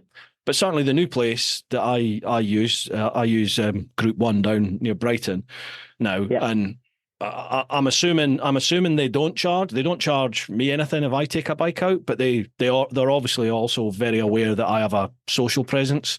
So I don't know if they don't charge me because of that. I don't know. Folks, let me know if you're a customer there and you get a loan bike with no charge, let me know, or if they charge you, let us know. But yeah, I think it's a pretty shit thing to do, to charge for that. All we do is just a little bit of vetting before, just make sure it's a genuine buyer, not someone just coming in to go and smash a world record speed on an RR, you know. Good point. That's not theirs. But as long as you're a genuine buyer, someone who's actually interested, and you test riding the bike that you've told me is for you and what you're looking for, happy days, take it for a few hours, not a problem. Go and do it. Even like a deposit or something, you know, like take a deposit. I understand so that. We do that on a used bike. So if they want to come in and they're on a specific used bike and it's I need to ride that specific bike, not a problem. Put a deposit on it. It's refundable if you don't like it. Gotcha. We need a deposit on it, and that is only a short test ride because obviously we've got to watch the mileage because it's a used bike. Right. Can't be having someone whacking another 200 miles on top of the miles of a used bike because then obviously it alters the price and everything, doesn't it? So but there are stipulations on used, but that's it. Fair enough, understandable. Chris Gleason, when will the new GSA hit the showrooms? Anything of note on it would be good. What new No one? idea. Is there a new one? Didn't know there was one. Did they do a GSA? What's GSA? I can't say too much. I want to get paid at some point. I think it's been a very, very closely kept secret. But I would be surprised if it doesn't leak out fairly soon. That's all I'm going to say. Jack Boa Photography. Will there be any revivals of sorts? Say a modern R65 or thereabouts? Right. Okay. I don't know. Is the honest answer. What I can say is there was rumours from a couple of the lads in the dealerships when I was away in Portugal about the new R1290 and like a urban GSA scrambler type one of them. What's coming out? That's a bit of a throwback to some of like the old Paris Dakar bikes. Oh wow. Don't know how true it is. We didn't see any pictures while we were there, and we didn't get told by any official person there. But it was strong word going round about that, which would be really interesting because I don't know if you've ridden the new R1290, but that is phenomenal bike. That is it? Amazing. Yeah, really good. Because they've added like the quick shifter onto it now, and you can get it with a little TFT dash, and you can pop your phone onto the phone holder and use your phone as part of the dashboard. It's incredible how the connectivity works on it. It still looks like an R19, a classic bike when you're on it and you're riding. It's phenomenal. It's a very modern bike to be sat on and riding. Fully adjustable suspension, front and rear. Wow. They've done a good job of that. They've done a real good job of that bike. Oh, nice. Yeah. So I need to start riding. I need to start riding some of the BMW fleet again because I kind of. I'd ridden quite a lot of them, but when I look back on it, that's quite a few years ago that I'd ridden them. So I think things have obviously changed a lot. They have, like the past 18 months, 2 years, they've brought a lot of new models out and changed a lot of the models as well. Yeah. Oh, watch this space then, Jack. John Stevenson 993. What bike, BMW or otherwise, has been most excited to get into the showroom and sell? All right, yeah. So what bike have you been most excited about? M1000RR, probably. Really? It's just a race bike for the road, isn't it? It's incredible. We've got one currently in our window, turned up last week. Yeah. Absolutely stunning thing. And at the same time, we had the yellow Sao Paulo yellow one, the 2022 one. Yeah. We had one of them at the side of it as well, which is sold. It's going to a customer, but it was sat at the side of it at the same time when it turned up. Just amazing pieces of kit. I tell you what, I turned up at Group 1 and to chat with Will that I know down there. And he said to me, he says, "Hey, come and have a look at this." So he took me to the back of the showroom and pulled the cloth off. And there was the M1000RR sat there on a paddock stand on the mat. And I was like, oh my God, that's stunning. And he said, "Don't suppose you know anyone that wants it, do you?" And I was like, I think I probably do. So I took a picture of it and I sent it to a mate of mine who I knew was just a complete fanboy for this bike. And, well, unbeknown to me, about a month later, he's bought it. He went and bought it. I was just like, Brilliant. You actually bought it? He was like, yeah, I did. Yeah, I said after I saw the picture, I couldn't stop thinking about it. And then he happened to be in the dealership anyway, saw it, and that was it. I was like, fuck, I wish I got commission. Yeah, well, this one we've got in is the second one, and the first one was a very similar story. What we had in, a guy we put a picture on our Instagram of it, and a guy saw it, came down, and was like, "Is it still available?" I was like, "Yeah." He was like, "I'll have it. I really want one." I didn't even know you had one in, and I don't know. I was obviously quite well off. It's 36 grams worth of bike, but stuck it in he stuck it inside. He's not rode it yet. It's been in his house for 6 months. Yeah. I don't think my mates rode it. I think he vanned it back. I don't think he's riding that on the road though. There's just carbon everywhere. I mean, even the brake ducts on it and everything. It's like it's beautiful. Oh no, I'm lying. He has ridden it, and a deer hit him. That's right. He has. What was that? No. Was that bike or his GS? He got a new 1300, so it's either the GS or that bike. But he was out on it, and a deer did something and knocked him off the bike. So and the bike wasn't totaled, but it needs a fair bit of work done on it. Yeah. Oh no. I don't think it even got the first service. Anyway, never mind. Scott Partington. Partington. What's the best all-rounder from BMW minus the tractor? So, excluding the GS, best all-rounder. A bit of 900 GSA I mentioned before. Yeah. Great bike. Yeah. I think if that goes into, and I've said this about the 850, but the 900 just taking it to a new level. But I think if that was in any other range, minus sort of Ducati and probably KTM, but if that was in any other range, I think it'd sell more than any of the other bikes in their ranges. I really do. I think if that had a Honda badge on the side of it and was in a showroom at the side of an Africa Twin, I think it'd sell more than an Africa Twin. Yeah, I really do. It's got a little bit more power than an Africa Twin. It's very capable. Still on a 21-inch front, which obviously the Adventure Sport's now gone to a 19, hasn't it? So yeah, I think it's an amazingly capable bike. It really is. Yeah, I'd like to test ride one of them. Yeah. Yeah. It's weird. As soon as I saw it, I thought that's going to sell well. That will sell well. How are the 1300 sales? For us as a dealership, just off the charts. Really? Yeah. We sold out of our first allocation, sold out of our second allocation. We're now on a 4-month lead time. We can't get older one. Wow. We've got 2 sat in the dealership which have just come off demonstrator, which are up for sale as used, but they won't hang around long. But You see so much negativity around about the 1300 that in my head I was thinking, I wonder if this is actually selling the way the 12 and 1250s did.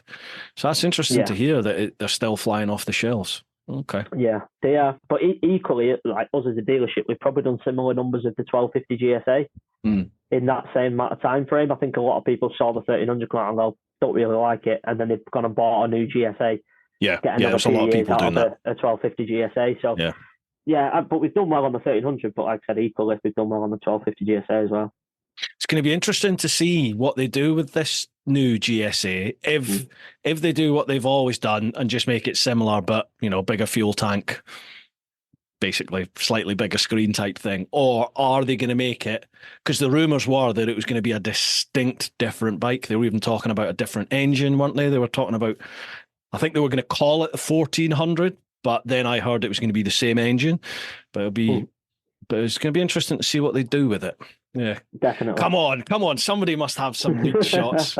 It's got to be out there because there's been nothing so far. But right, we can't say too much.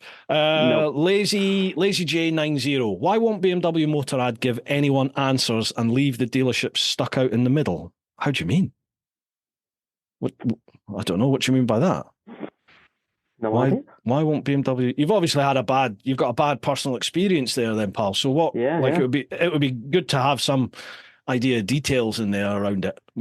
My experience, everyone says, you must get paid by BMW, blah blah blah. I don't. I get nothing. I don't get invited to press lunches. I get nothing at all from BMW or BMW UK.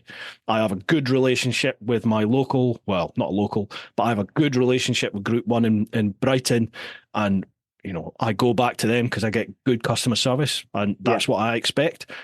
And that, in my experience, on the whole, is the sort of service I get from any BMW dealership I rock up at. There's been a couple of exceptions, but I don't go back to them. So pure and simple. Yeah, of course. I've never had bad service like that. No, I'm not sure what he's alluding to there, but I certainly don't feel like that. Don't feel like I'm stuck out in the middle anyway.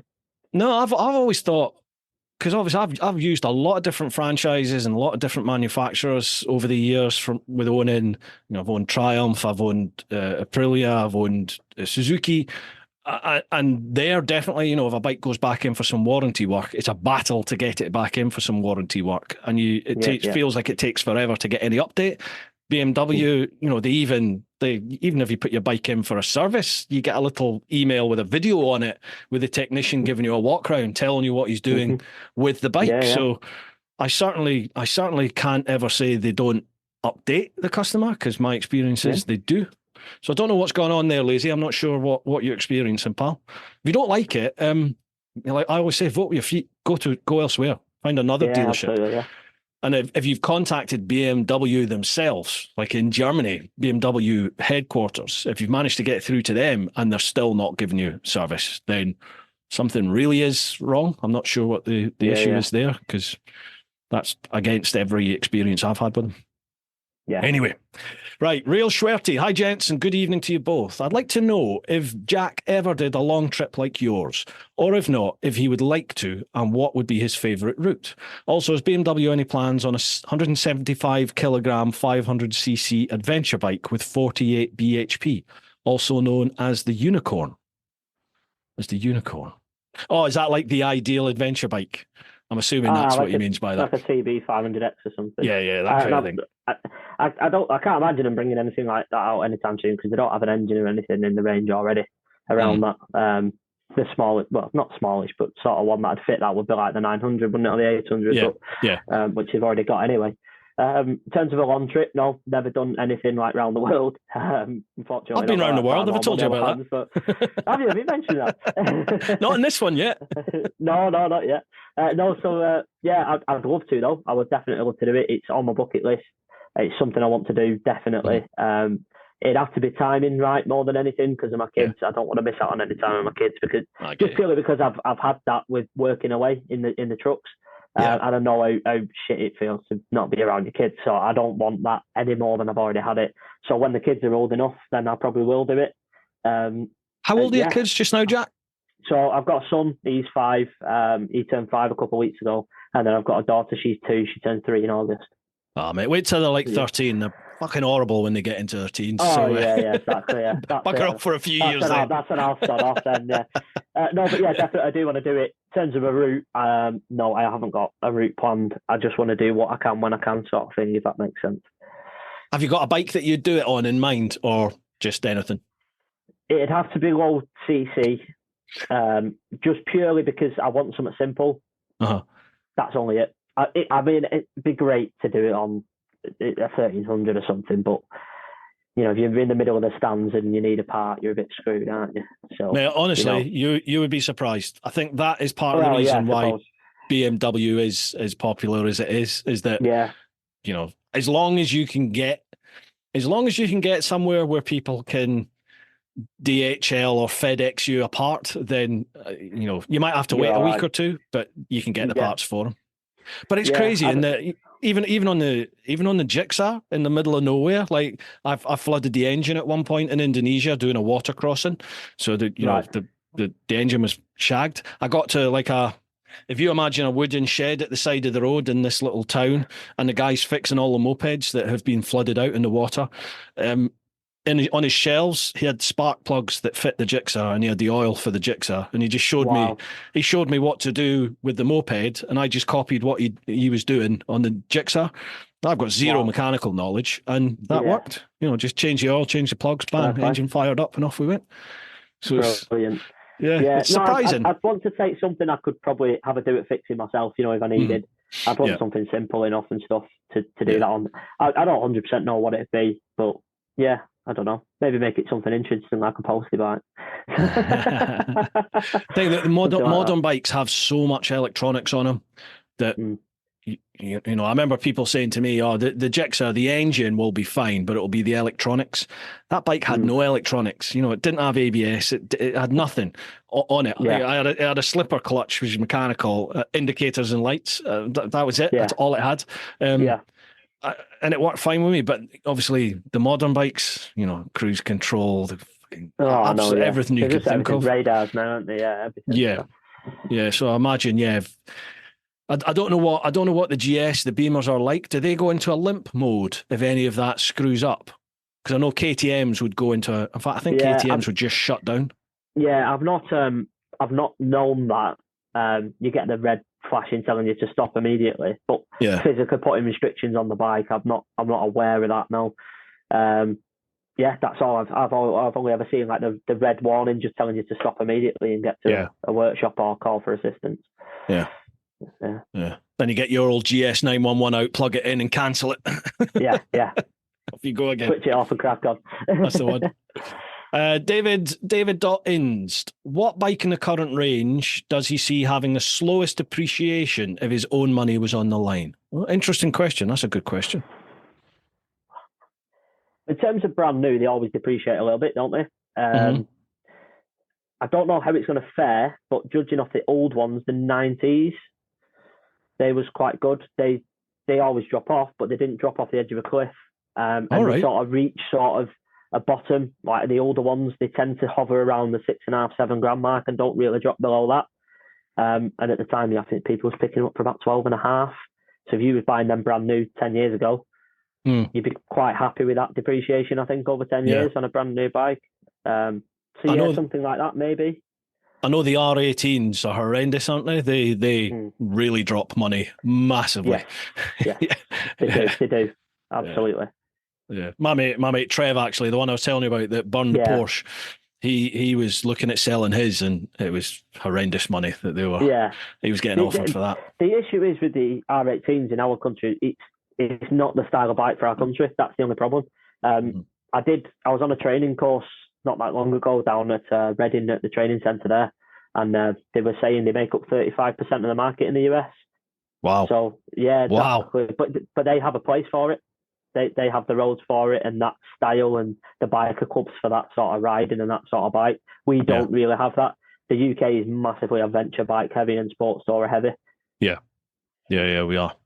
Yeah, it's funny. I was chatting with somebody in the States recently, and they were saying that, like, the adventure bike market, so you just don't see them. He'd been over in the UK and in Europe, and he was like, you know, every second bike is a GS or an adventure bike.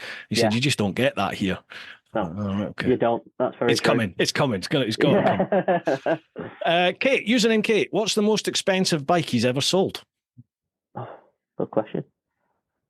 What is the most expensive bike I've ever sold? It's got to be one where once it was sold, you were like, happy days, bit of commission. Yeah. We can eat this month. Happy days. It was probably, I've sold a couple of fully loaded 1300s. So, you know, full luggage, all the technology. Wow. All works, 25 and a bit grand's worth. Oh, Jesus. Yeah, on the green ones, you know, the option 719 thing. So the chav ones, you mean? The chav ones. The chav ones, yeah. The S6 GSs.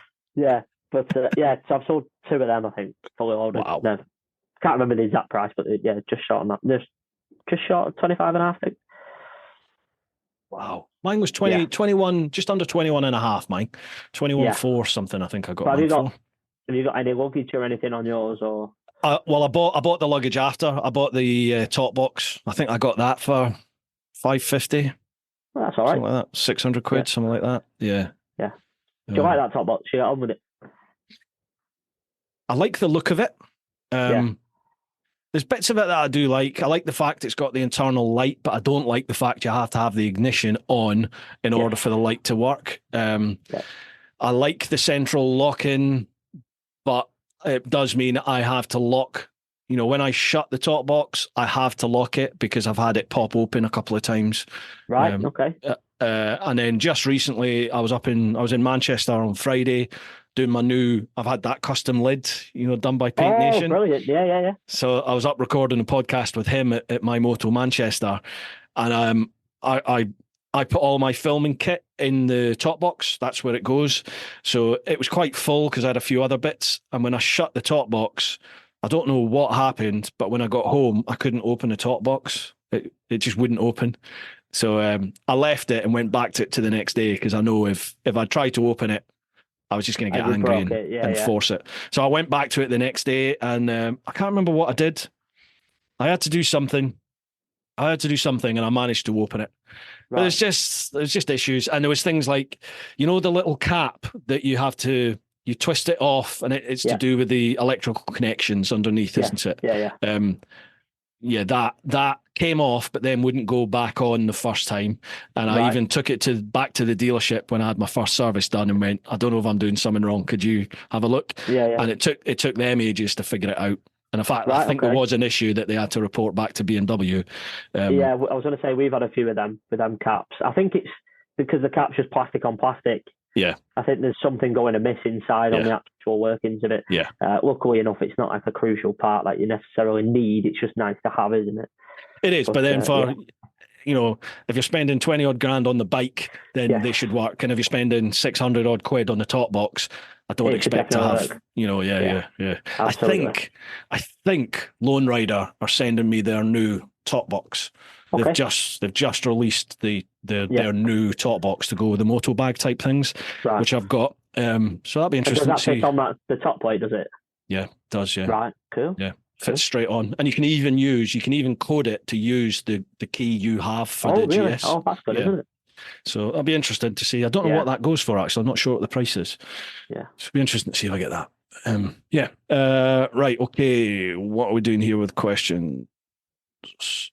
Jack Boa Photography. Will there be any revivals of sorts, say a modern R65 or thereabout? Have we answered that? Oh, we've done that one, haven't we? Yeah. Right. Sorry. Right, no, it's all right. I think we've done all the questions. Oh no, sorry. There's a little plus at the bottom. We've got to try the new GS.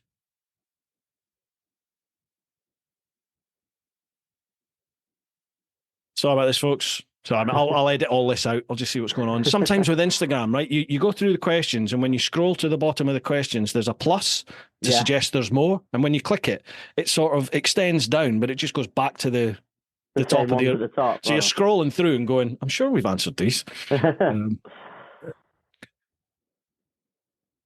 Right, okay, there's one that we haven't. Ken.ch452. If TeapotOne came into your dealership, but you didn't know who he was, and he told you his bike needs profile, GS excluded, what is bike needs profile? GS excluded. What two bikes would you want to sell him? Thanks. That's something for distance touring, high competent rider, bit of an off-road fun, sheer excitement. I don't understand what he means there, but you didn't know who he was, and he told you his bike needs profile. I think it means what you want out of a bike, doesn't it? Oh, okay. Right. Okay. Right, so he's basically, and he says something that's long distance touring, highly competent rider, bit of off-road fun, sheer excitement. It's the GS. It's the GS. Yeah. I was going to say, probably without the off-road fun, you could look at something like a K1600. But with yourself, because with the miles you do, I'd recommend putting a service pack on it, because it saves you a hell of a lot of money, because the servicing is not cheap on them. But yeah, with a bit of off-road thrown, it just has to be a GS. It does, doesn't it? I mean, it just does. Not even just the adventure, just the GS, but the modern adventure bikes, they do everything. It's why they're selling so much. Yeah, absolutely. That's it. Yeah.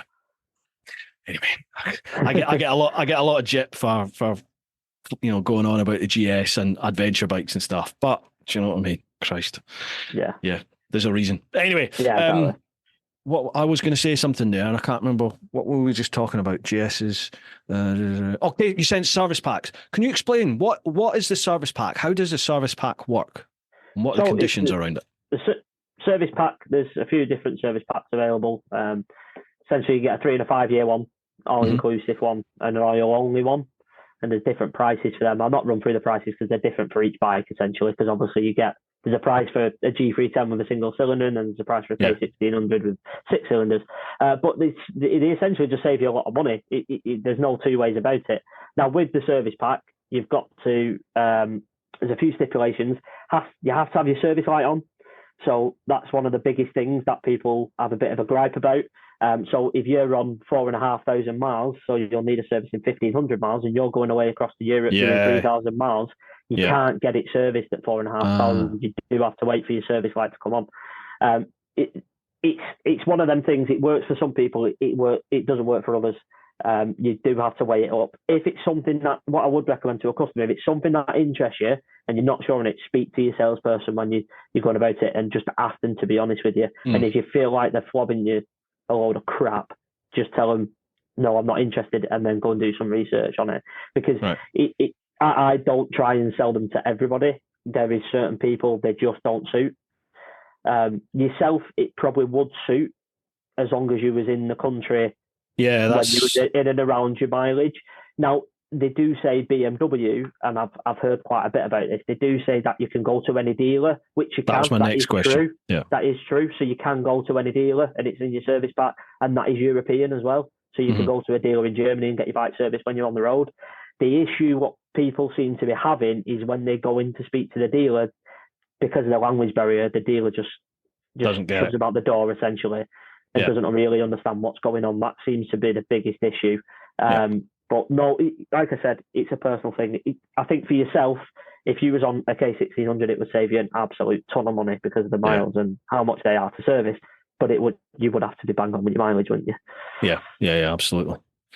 Interesting. Yeah, I was thinking about. I remember I've had a couple of sort of sales folk and dealerships say, "Oh, you should get a service pack," but I automatically went full on Scottish and very suspicious, and was just like, "No, there's got to be a scam there. It can't."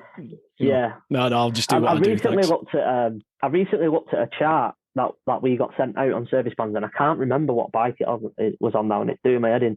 But there's one of them, and it can save you about 45%. Jesus. Yeah, it's massive. And if I'm right, I think it was the K1600 or the RT.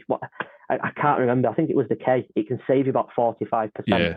I mean, that is hugely expensive when it comes to things like valves and all that sort of stuff, isn't it? Exactly. That's it. And if you get like a 5-year one, which is, don't get me wrong, it's a lot of money to outlay straight away. But if you break down, like, if you're on a finance deal like yourself, and you break down the monthly cost of that, a service plan, to what your cost would be every time your service is coming round, that outlay of it, you're saving yourself no end of money.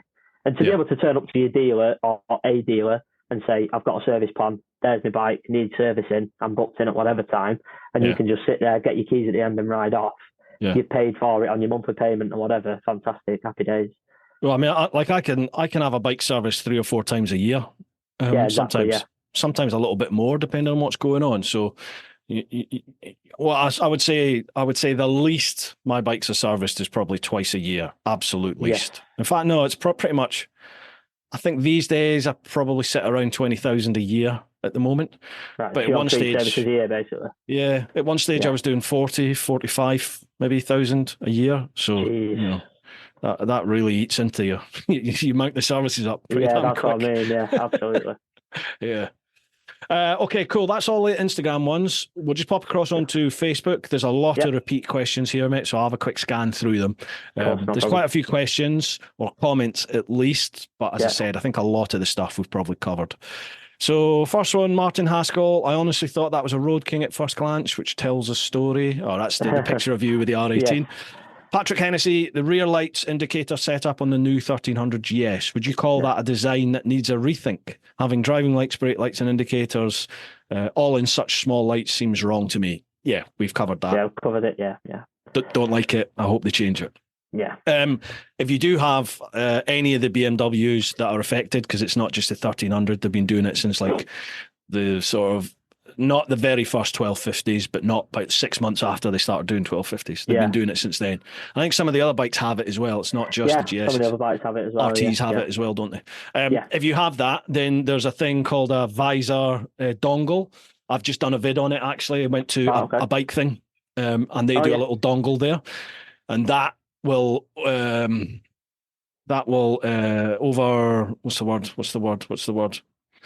It basically eliminates the indicator, brake light, tail light all working at the same time. So it will say you're indicating left, then it will only work as an indicator and it will flash purely, on the left. Does that cut your running light out? Yes, for whichever one you're using the indicator for. And then what you can do is you can, using the Hex EasyCan, you can get like another little LED to act as a brake light, which is what I've done. There's a full vid on it. A bike thing have a full package for the GSs and for the affected BMWs. I think it's like 300-400 quid. Might be a bit less than that actually to get the package. That's everything that you need. But yeah, check that vid out. I could leave a link for that actually down below as well. Yeah. Thomas Olison, what are the biggest differences, if any, in the off-road capabilities between the R1300 and the F900 GS? And why is the 900 the better choice? So you're not a fan then, Thomas, no? I think that comes down to weight, really, for them two. Mm-hmm. I know which one I choose to go off-road on. The 900, it's a smaller bike. And the 900 is definitely, after riding it over in Portugal, it's definitely always designed to be pure full-on off-road fun bike to ride. Great on-road as well because it's got an on-road engine, so you've got the on-road like tractability of the engine, but the capabilities of that thing off-road is just outstanding, absolutely phenomenal. And the knobblies on the road are great. It's just great. It genuinely is a good all-round bike. That I'll keep my mouth shut a little bit, but people's been asking about luggage on it, and just keep your eyes peeled is all I'll say. All received. Are we getting an exclusive? Is that an exclusive? Possibly, yeah. I definitely need to take a 900 out. It's going to have to be done. Right. Peter Brewer, probably too late for the final cut, but what is it with seat heights only fitting 32-inch plus inside legs, except the R18, of course? Us shorties miss out or somehow stretch awkwardly. I thought they were accommodating all the dwarfs these days. What's going on? Well, I'm sort of in his camp. I'm a 30-inch inside leg, so I get it. Right. But it's doable. I mean, the new 900s, they're very tall bikes. The 1300s, like Trophy Standard, for example, very tall bike. I even struggle on XRs because they're not the highest the seat height, but they're quite wide in the middle. So it takes that little bit of your leg length away. So I do struggle on them a bit as well. But do they not have lowered options? I thought the GS had a lowered option as well. Yeah, they do. They have the lower option and the lower seat and stuff as well. The new, I actually rode the adaptive ride out for the first time today on the 1300 because our last demo didn't have it. This one does, and that's a phenomenal bit of kit. I think it's brilliant. It shows you on the dashboard when it's doing it and stuff and how it's working. Accessible for everybody. And contrary to what everyone's saying on the internet, the seat is adjustable. The seat's adjustable. What? On the GS? Yep. They told me it wasn't. It is. If you want to go and get your seat, I'll show you where it is. I can't be bothered doing that, but I'm going to have a proper look. And basically, I'll tell you, take your seat off, unplug your heated seat. Have you got a heated seat? Yeah, unplug your heated seat, flip your seat over, and you'll see sort of in the middle traction bit, there's a little lever. Right. Untap that little lever and spin it round the other way, and it'll lift your seat by, I think it's 15 mil. Oh. Yeah, it just bumps your padding up on the inside.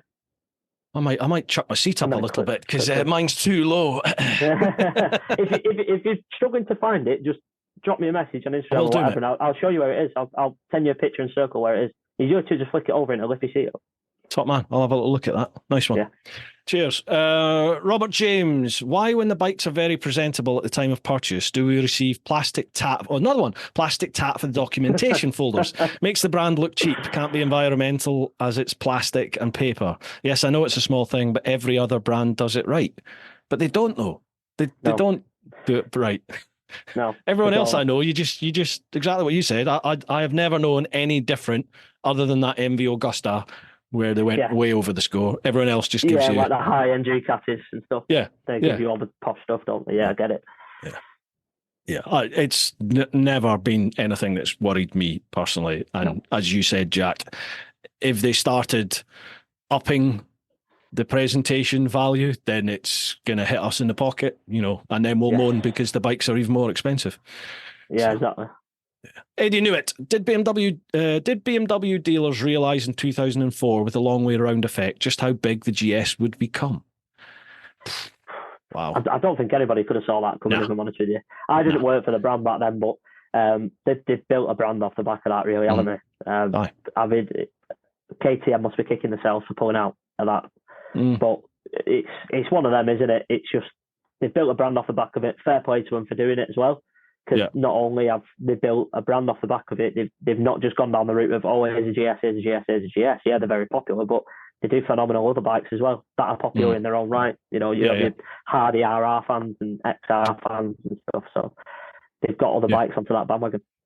Yeah, absolutely. It's interesting because a lot of people say that about KTM and that, oh God, I bet they regret that decision. But I think they did the right thing then, because at that time, you imagine that promotional vehicle that Long Way Round was, you know, you've got Ewan McGregor there, a Hollywood A-list celeb. Yeah. Now, as it was, I think they went through something like 5 GSs between the three of them on that first trip on Long Way Round.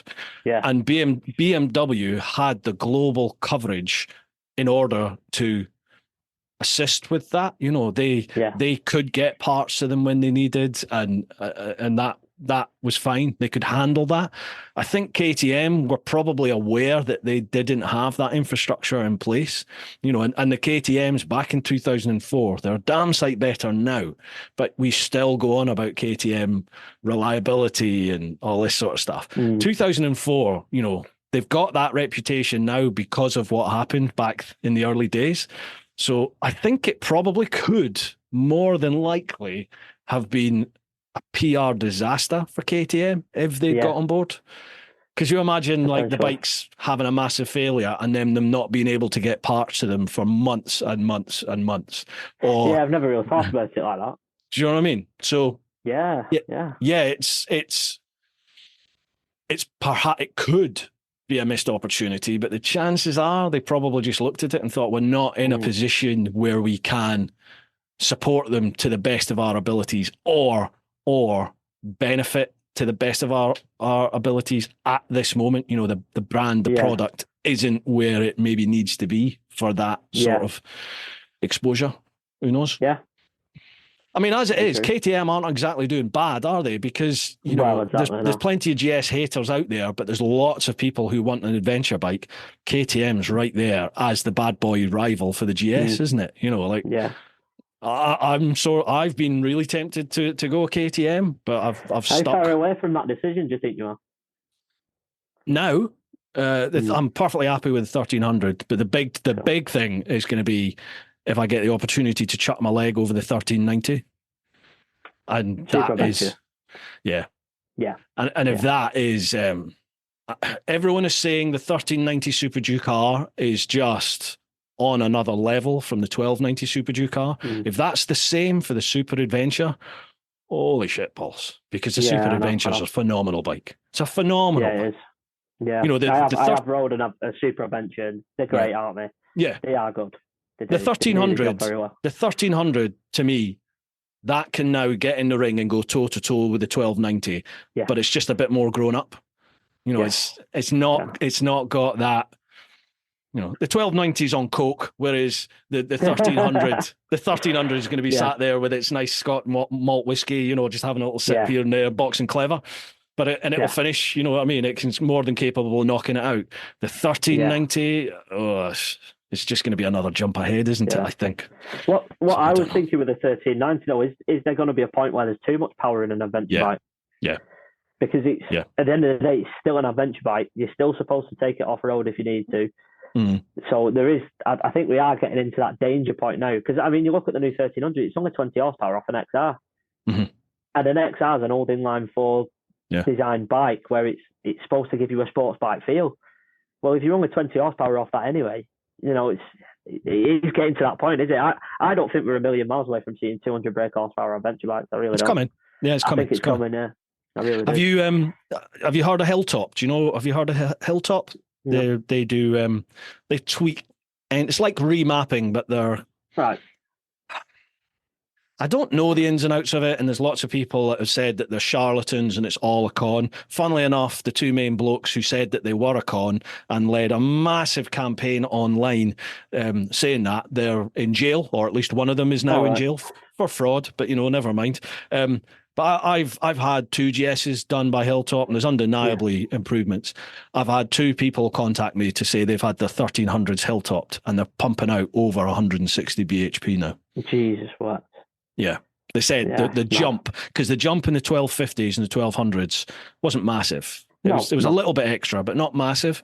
But apparently on the 1300, the jump is huge.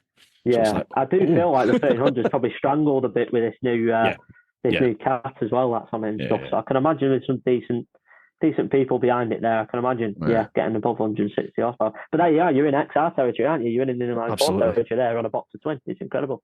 And the 1300's already ridiculously quick. That thing is a rocket ship. It just lifts the front, even in third gear. If you're pinning it, it's lifting the front. It's nuts. Allegedly. Apparently. Oops. Okay, Andy Wilkes. How you doing, Andy? Thanks, Bruce. Look forward to this. As in the market for an upgrade. Is there ever a best time of the year to chop in the current Beamer against a new one? Yes, we've covered that. Give Jack a shout. Message me. Give Jack a shout. His details will be down below, Andy. Make sure you give him a shout. Message me, yeah. Shane Nishaw says you can't be doing with that colour on a motorcycle. It's that green colour on the R18. You're not a fan then, Shane, no? Yeah. Charles F. Bond, did Bruce mention he's been around the world? Oh wait, that probably happened within the first half hour. No, it didn't. No, I kept him away from it. You did. If aliens did motorcycles, what would they look like? The Nicken. Yeah, good point. Yeah, straight away.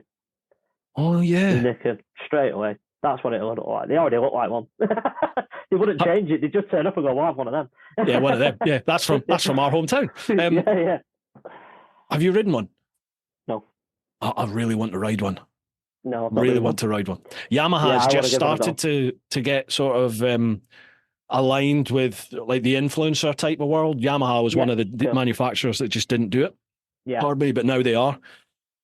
Might see if I can get my hands on a Niken. I never really fancied riding one until I saw. I ride all year round. I know you do, obviously. And I saw English biker Dan went around Wales, didn't he? In the pouring rain on one. And he just kept going on about how good the grip is. And since seeing that, it has sort of made me think, do I want to try one? But then the other side of me thinks, I don't want to like it. I don't want to ride it electric. It's all right. So, I quite like it because it's different. It's different. I like that. It is. Absolutely it is, yeah. Says the man. There's nothing else really like it, is there? No, not at all. And I had Mossy on, Chris Moss? Yeah. I had Mossy on, and he managed to crash one, but he said he had to work really hard to crash it, and loves it. He absolutely loves it. Yeah. Wow, fair play. Cracking bike. He's on the V-Strom at the minute, isn't he? Yeah, he is. Yeah. He mentions it, doesn't he? Like I talk about around the world. He's constantly on his Dunlop Trail Max tires. Yeah. So there you go, Charles. The Niken, that's the one. Ken Church, if TeapotOne came into your dealership, but have we not asked this already? It's that same question. Yeah, and if he came into your dealership and you didn't know who he was and he told you his bike needs profile, what two bikes would you start? Well, so he's asked. Cheers, Ken. You've already asked that question on another platform. Ray Collington, with the salesman's job being to conceal the reason you shouldn't buy the product. Oh, do you think he's suspicious? Most of do not hold these. Most of do not. I think he means most people don't hold salespeople in very high regard. A good, honest salesman can be a breath of fresh air. I typed motorcycle dealer with great, honest people into Google 2 months ago, and it's still searching. Seriously, Bruce, be nice and tell the poor sod that we feel very sorry for him having to peddle today's overcomplicated and unreliable junk. I also think that the new 1300 has gone too far with all this complicated electronics. I dread to think about reliability and cost of ownership, especially with the skills crisis in the motor repair industry. I want a bike made of quality components and materials that is not overcomplicated. Thanks, Bruce. Ray, mate. Jesus, Ray. Crikey. Do you need a hug, pal? Come on, mate. I think he does, doesn't he? Ray, reread that or get somebody you know to reread it to you, pal. Sheesh, how negative does that sound? Very negative, yeah. People are obviously very suspicious of salespeople. Traditionally, people are suspicious. How can you convince people? How do we get around this? How do you overcome that suspicion from people then? Good question. I don't know. I think personally, like myself, which is the only person I can really talk for, I think it comes across that I'm honest. I don't think I need to try, and I will just tell people if there's an issue, I will tell them. And I tell my customers that. Like when the 1300 come out and there was issues, the top boxes had a recall, the starter relays had a recall. There's been a recall on some of them for the rear suspension struts. You just tell people that, and you just got to be realistic with them. When they was coming in and saying, "Oh, what about this 1300? Is it the new best thing?" Well, yeah, it is. All right. Well, should I buy one now? Well, yeah, you can do. Will it have teething problems? Yeah, it will. Of course, it's a new bike. Like you've just got to be honest with them, and I am. It's pointless lying at the end of the day, Bruce, because it's me that gets the phone call after they bought the bike saying, "Jack, this is wrong. You said this. It does this." It's pointless, and I don't want to put myself in that position. I said it earlier in the podcast. I've got a lot to deal with in a day. Every salesperson does. The last thing you want is one of your customers ringing you up saying, "I've got this problem, I've got that problem," whatever. You just got to be honest with them straight from the start. Problems arise, and it's how you come around them, and that's when your honesty comes out. Then, as a person, is how honest you actually can be with somebody. And I just try and do that. If you feel like someone is fobbing you off, tell them. Just if you're honest with them, the likelihood is they're going to be honest with you back. So if you feel like they're fobbing you off, just say, "Listen, I think you're not telling me the truth here." And then more than likely they'll confess and hold their hands up. 100%. I totally agree with you in that. Like, I think most people out there, most people smell bullshit, and the second they think that you're bullshitting them, you've lost them. The second somebody thinks your integrity is in question, you've lost them. So it's like, for me, I just don't see the point in doing it. It's for those reasons. There's no point, because most people just have this innate inbuilt ability to think someone's not right there. Don't like that. Don't like that person. And then you're not going to get anything then, are you? So you may as well just be you, and the people that like you will gravitate towards you. Yeah, absolutely. Absolutely, yeah, that's it. Ray, what you're saying there about overcomplicated, unreliable junk. I agree. I think a lot of bikes are getting very complicated these days, but then we, as the customers who are buying these modern bikes with all these gadgets, we buy them, and then you expect the next bike to have more, and then the bike after that to have more. So it's down to us at the end of the day. If people didn't buy the bikes with all these gadgets, or ask for all these gadgets to be on the bikes, manufacturers wouldn't make them, would they? So they're only addressing a demand that is there. Unreliable junk, I don't agree with that. I don't agree with that. No, definitely not. I think the bikes now, like I said before, no one makes a bad bike. Bikes are getting better and better and better, aren't they? Across the board. Which is why you're seeing, it sounds stupid, but it's why you're seeing records broke at the TT, because bikes are better than they used to be. It's true across the board that, adventure bikes, you're seeing more and more people riding them because they're getting better across the board. It's just, junk's just not the right word, I don't think, for the new bikes. I think every single new bike now has got a place. Yeah, and because the bikes are getting better, and particularly because things like adventure bikes, there's more and more and more of them out there. People are riding them more, so they're doing more mileage. They're riding, on longer trips. People are going abroad on them. People are riding in and through the winter in them. People are riding in the adverse weather, whereas maybe back in the day they wouldn't have. So, the bikes are being exposed to a lot more. They're getting a lot more miles on them. We now have social media out there. So if somebody in Timbuktu has a bad experience, they just need to whack it on social media. And because you're into your bikes and looking at bikes, that's going to pop up on your feed. So we get bombarded. Negativity sells at the end of the day in terms of exposure. So that sort of stuff is going to get triggered by the algorithm, because people look at it. If you see something negative about a bike, people click and they look. They spend time looking to see what's going on at it. So the algorithm's going to send you more of that stuff. So I don't think it's necessarily true that it's more unreliable. I just think safety is the other side of it as well, isn't it? Yeah. That's the other side of it. You're on about there about like the Instagram and stuff feeding you whatever on Reels and TikTok and all that sort of stuff. Tends to be bike accidents and things. And you look at a lot of the accidents, it is on older bikes. We really do take for granted now how good the new bikes are. I mean, look at like the new Double R, 210 horsepower, and I can ride it. I'm not a skillful rider, but I can ride a bike with 210 horsepower going to a back wheel. It's insane, isn't it? It's absolutely not me. Insane. It's the bike. It's the bike. You can have it right over on its side and whack the throttle on, and it won't do anything. because it knows you're on your side, so it'll stop you from sliding out. Yeah, I was just a way to say the new R with the slide controls. Like any idiot can get on that bike now, and you can pin it towards a corner, stamp on the back brake, and you can slide it around the corner. Do you know what I mean? It's just like the salesman that gave me the bike as a demo. He was like, "Just try it," and I was like, "I am not trying it." He's like, "You cannot crash this bike." You can't. They're so good. Big to differ. It's ridiculous. You've gone like the other way now, because you had people years ago where the bike test was ride around the block, don't fall off, you pass, away you go, and then jump on 1000cc naked with no ABS, no traction control, no rider aids whatsoever, and ploughing the cell through walls. And now you've got the hardest bike test you've ever had in the world, and then the safest bikes to jump on when you've passed it as well. It's like, it's better, and that's why I think bikes now are getting more complicated and are getting more technology on them. But they're not there for the sake of it. You know, they're not putting ABS on a bike for the sake of it. They're putting that on for safety. They're putting traction control on for safety. They're putting rider modes on for safety to tone the power down and everything in the rain and give you a bit more fun when it's dry and good to go. So it's all good stuff. It's no bad stuff. Yeah. Ray, mate, try and look at things as a glass half full rather than half empty. that seems to be, you may be having a bad day, mate. But that was a real negative comment there, a little bit unfair. But I part of me understands where you're coming from. Last one, Peter Jones. Yes, I have a question. How much does the plough cost, or do they come free? Plough? Is that something to do with the R18? With the tractor. Oh, the tractor. Oh, very good. Yeah, very good. Very good. It's the same price as the optional indicators. Someone mentioned that, didn't they? Like BMW riders actually use their indicators, unlike the cars. What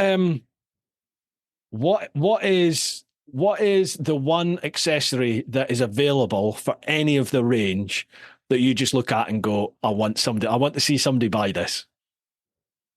Oh, what a question. Can it be clothing? Yeah, anything at all. Because there's something knocking about at the minute, and we all keep laughing about it at work. But they brought out I shouldn't say this, should I? They brought out a jacket with lights in. No. So it connects to your bike by Bluetooth. And someone's going to buy it. Indicates, but the cost is something silly. It's about $2,000. What? It's about $2,000.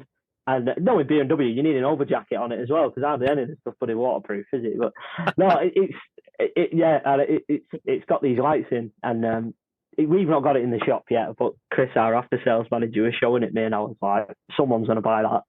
You just know it. Wow. Yeah.